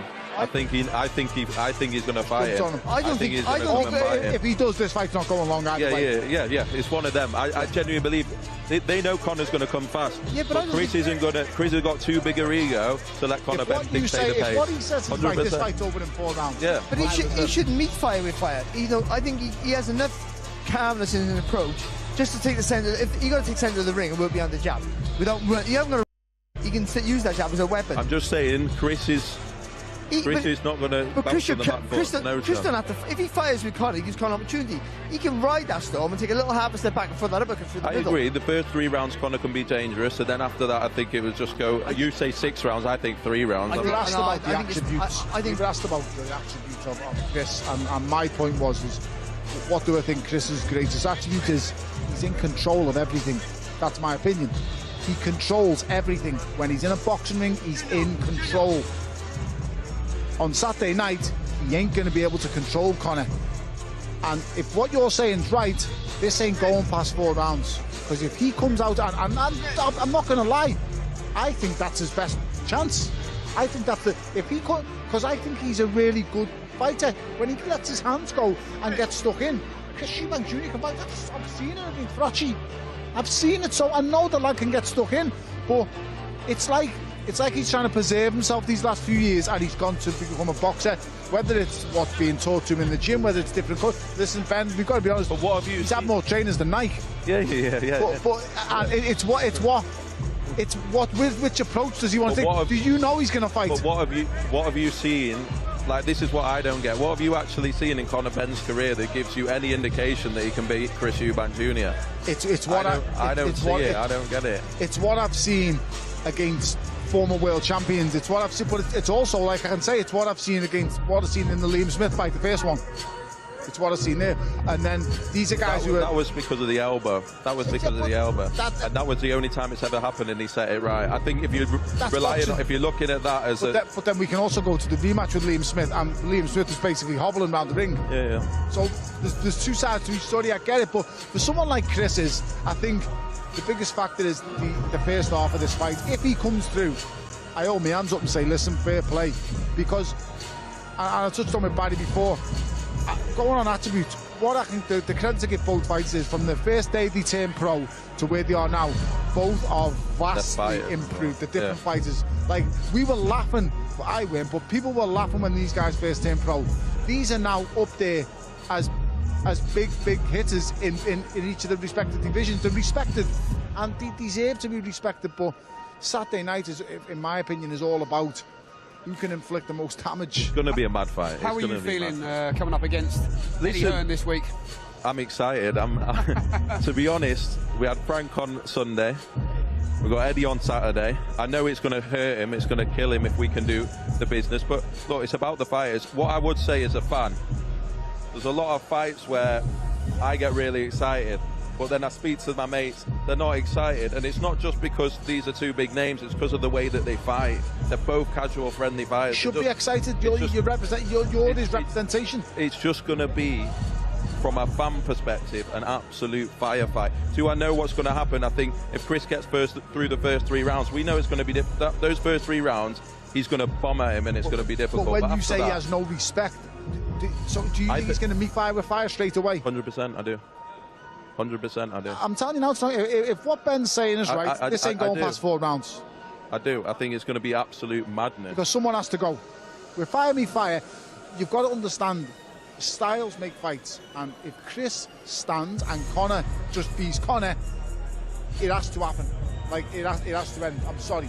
Elsewhere on the card, Ben, I do just want to pick up about Viddal Riley and Chev Clarke. Why was now the right time for him, in your opinion? To be honest, Vidal's been restless. He wants to develop in his career, and he's been looking at perhaps other fighters in our stable who are kicking on and headlining shows, and he wants to be doing that himself. I think he's got the big YouTube following, he's got all that, but he's a top quality fighter. And when you look back to 5-10 years ago in the GB setup, he was considered the #1. He was considered the top boy, and he's such a talented fighter. He's not had that opportunity in the professional game yet, but this is a perfect fight for me. He was obviously meant to fight Isaac Chamberlain, and then we were able to get this opportunity. I know Chev Clarke's been out there with Virgil and training really hard, but for me, Vidal's going to surprise a lot of people on Saturday night. I think he's going to box his head off, and we'll have a new superstar in the cruiserweight division. Eddie likened this to, I don't know if you heard him on the Ring Magazine stream yesterday, to an FA Cup draw, that every now and then, you know, the smaller clubs get a go at the big boys. You don't mind all the energy? Look, the promoter battles, look, the Frank Warren 5v5 didn't go well for Matchroom. You believe this week will be much the same? Eddie likes being next to Frank because he's still the young promoter, but with me, it's uncomfortable. He doesn't like it. I think, to be honest, I like Eddie, but would I love for Viddal to win and Chris to win on Saturday night? Absolutely. I believe they both will as well. The most important thing is they're all doing business together. That's the most important thing. 5v5 Matchroom. That's all I care about. As a boxing fan, I just care about they're all doing business together. Which Frank's hard work, as you know, so that's why. I don't know nothing. Don't get me in a litigation case, lads. You keep one to yourself. But listen, what I will say is they're all doing business together, and that's because of His Excellency, Turki Al-Sheikh. So I don't care how it came about, but this is groundbreaking and it's brilliant. They're all coming together. Forget the differences, forget whose opinions. It's all handbags. Ultimately, they're bringing all of the stables together, and the more we see of it, the better it is. So listen, I commend you all. I commend you all, because you're all losing and winning, if that makes sense. You're losing fighters' records, you're losing money at certain parts. It's probably hard to please and commit to all your commercial obligations. The broadcasters are all on them. But ultimately, this guy's making the difference, so fair play. It is madness, because when I first started, it was so hard. You couldn't make a fight with anyone. And now, as a promoter, it's so much more fun. It's so much more fun. Every fight is easy to make. Everything's getting made. You have people, everything, obviously still have the back and forth, but the fact that the fans now don't accept. They used to accept, oh, he's with him and he's with him. Now there's no acceptance. And the fans are loving it. But everyone benefits, not just the fans, not just the fighters, you as well. We all benefit from it, don't we? The most important thing is the fighters benefit. And fighters' pockets have gone huge and a lot deeper. And that's what matters, because don't forget, everyone tunes in to see what? No one tuned in to see a promoter, no one tuned in to see you tune in to see fighters fight. And that's what the most important thing is. But they are having to take fights earlier than they'd like to. So they should, Ben. Yeah. So they should. Because long gone are the days of building someone up to 20-0 and going, right, go on that now. So. Yeah, I don't think it's right. Isn't that how you build? You think back to Ricky Hatton and things like that. Where's our next one going to come through unless your career can be guided? Ben Whittaker's just shown you. Yeah, Ben Whittaker has, but there's not many Ben Whittakers, is there? And Ben Whittaker's going to be afforded the chance to develop his career because of the numbers that he brings. Two others get that opportunity. What he went through on Sunday night will stand that boy in perfect stead, believe me, because when he's walked to the ring for the first time in his life, so early in his career, on a career-defining night, that boy's career was on the line, walking to the ring tonight. People don't understand what that draws in a fighter. I know, Barry knows. That is... It's gut-wrenching, it's frightening, it's scary, but he does it and he gets through it. He is such a mentally more adaptable fighter and stronger fighter for that experience now, and it's going to happen with all the fighters. Your Dalton Smiths, your Adam Azims, they're all going to go through it, and we want to see them. But as I said, don't hold it back, don't make it wait, let it happen. Hard to interrupt Tony Bellew when he's in full flow. Tony, I do apologise. One more. Ben, in one sentence, does the main event go 12 rounds? How does your man, Chris Eubank Jr., beat Conor Ben? It doesn't go 12 rounds, but I can't see anything other than the Chris Eubank Jr. win. I can't see any. Chris is going to have to be, for me, completely gone. Completely gone. And he hates me saying this because we're promoting, it's a pay-per-view. So you think he's on the decline? Fight. The only reason he won't win on Saturday night is if he's shot. But do you think he's on the decline? That's all we've got time for. No, I don't believe Can he's you on believe the it? decline. We'll see on Saturday night. All the questions answered on Saturday night. Ben Shalom, thanks so much for joining us in the studio, top man. And here is what is still to come this week. Join us tomorrow for the press conference. The last word. 6 p.m. tomorrow, 1 p.m. Eastern time for our friends over in the States. And then, of course, on Friday for the weigh-in, same time, 6 p.m. and 1 p.m. over in America. And then, of course, the most important part of the week, Fight Night, 5 p.m. live on DAZN. By now at DAZN.com/boxing. 5:15 p.m. the estimated time for the first bell, 12 p.m. Eastern time. The DAZN broadcast gets underway. And also, this week, here we go. Keep your eyes peeled on DAZN for all the up-to-date events coming your way by heading to the DAZN platform and going to the schedule section. As I say, we will find all the live action, including the big one, of course, on Saturday night.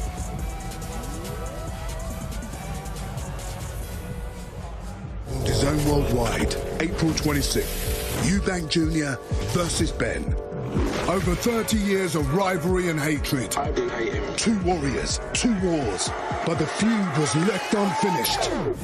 Then, a bloodline born. Legacy, respect. The next generation. My dad's my hero. A new destroyer. Rivalry in their veins. Hatred in their blood.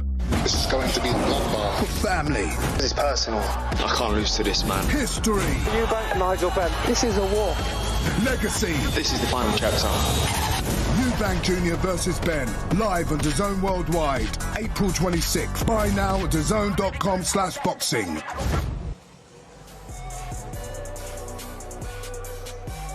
Well, this Saturday, Fatal Fury, Eubank-Benn kicks off a string of big fights coming your way on DAZN.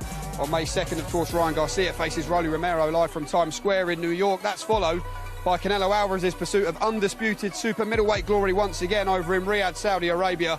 Pick one or go all in with a knockout weekend bundle exclusive only on DAZN, available to buy now. Then, of course, it's a Queensbury double. Saturday, May 10th, Anto Kakache defends his IBO super featherweight world title against Lee Wood in a great fight up in Nottingham. Then May 24th, Josh Taylor makes his Queensbury debut, moving to welterweight to face Echo Esserman in Glasgow. All part of over 185 fight nights, live right here on your global home of boxing on DAZN. Now, as you might have seen yesterday, of course, this weekend's action, Fatal Fury, City of the Wolves.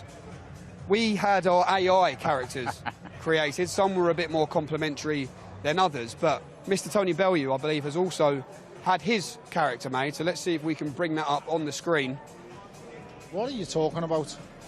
You'll find out, Tony. Whoa, look at that. Oh, I'll tell you what. Have you ever looked like that? In my dreams, whoa. Have a bit of that. That's fantastic. I mean, maybe a light heavyweight back in the day. Wish I'd seen that when I looked in the mirror. Don't get carried away. They even made me look tall. So. And with hair. Oh yeah, only a little bit though. Little Mohican. Do you know what I must say? No, buddy. It's just a nice picture. It's not a dream. It's just a nice picture. You two were on fire today, Darren. I don't know if you could hear. On fire. If there was a Compa Box stat of the least amount of words I've ever said on a stream. This is 100% it. Yeah. We were told, don't let Jamie speak. Yeah. I mean, I just sat back and enjoyed it. It was brilliant. You're just here for the looks. One more time, Tintin's going to get folded like a deck chair. Tintin. Also, he's going to be meeting Snowy anytime soon. That was a good one. 3 stars for Camp for that one, mate. Anyway, that does conclude. Before Tony Bellew chases me out of the building. The media workouts, you know what's coming tomorrow? It's press conference day. I'm actually somehow, not really sure how I've managed to fluke it, but I'm on the stage tomorrow, so I wish me the very best. Something will happen tomorrow. Well, hopefully not to me. Hopefully not to me. Fingers crossed, people in at the deep end. Absolutely love it. No way to learn like the deep end. From myself, Tony Bellew, Barry Jones and Darren Barker. We brought in just for a little cameo at the end there. Thanks very much for joining us. We'll see you tomorrow evening. The greatest rivalry in British boxing history. Ben Eubank. Everybody took sides. Every time they got in a room, you were on edge. It can kick off at the drop of a dime with me and him. When they come to centre the ring, it was just edge of your seat stuff. The man they love to hate. Eubank, he was the master of technique. Ben was the master of violence. Imagine if the sons would fight. There is nothing bigger than Eubank-Benn. He is exactly like his dad, and I'm exactly like mine. This is personal. We have to make this fight. What's on the line? And family, legacy, the Eubank name. It's a huge amount of pressure. What's in my DNA? What's in my veins? What's in here? I wanted to be a part of something that's never been done before. The last fight, I believe my dad should have won. The things that his father put my father through, I can't forgive and I can't forget. The ferocity, so reminiscent of his father. I'm an emotional fighter. Fight with my heart on my sleeve, and it's just the way I am. In my mind, it's impossible for you to win. I know how to hurt people. I can't lose.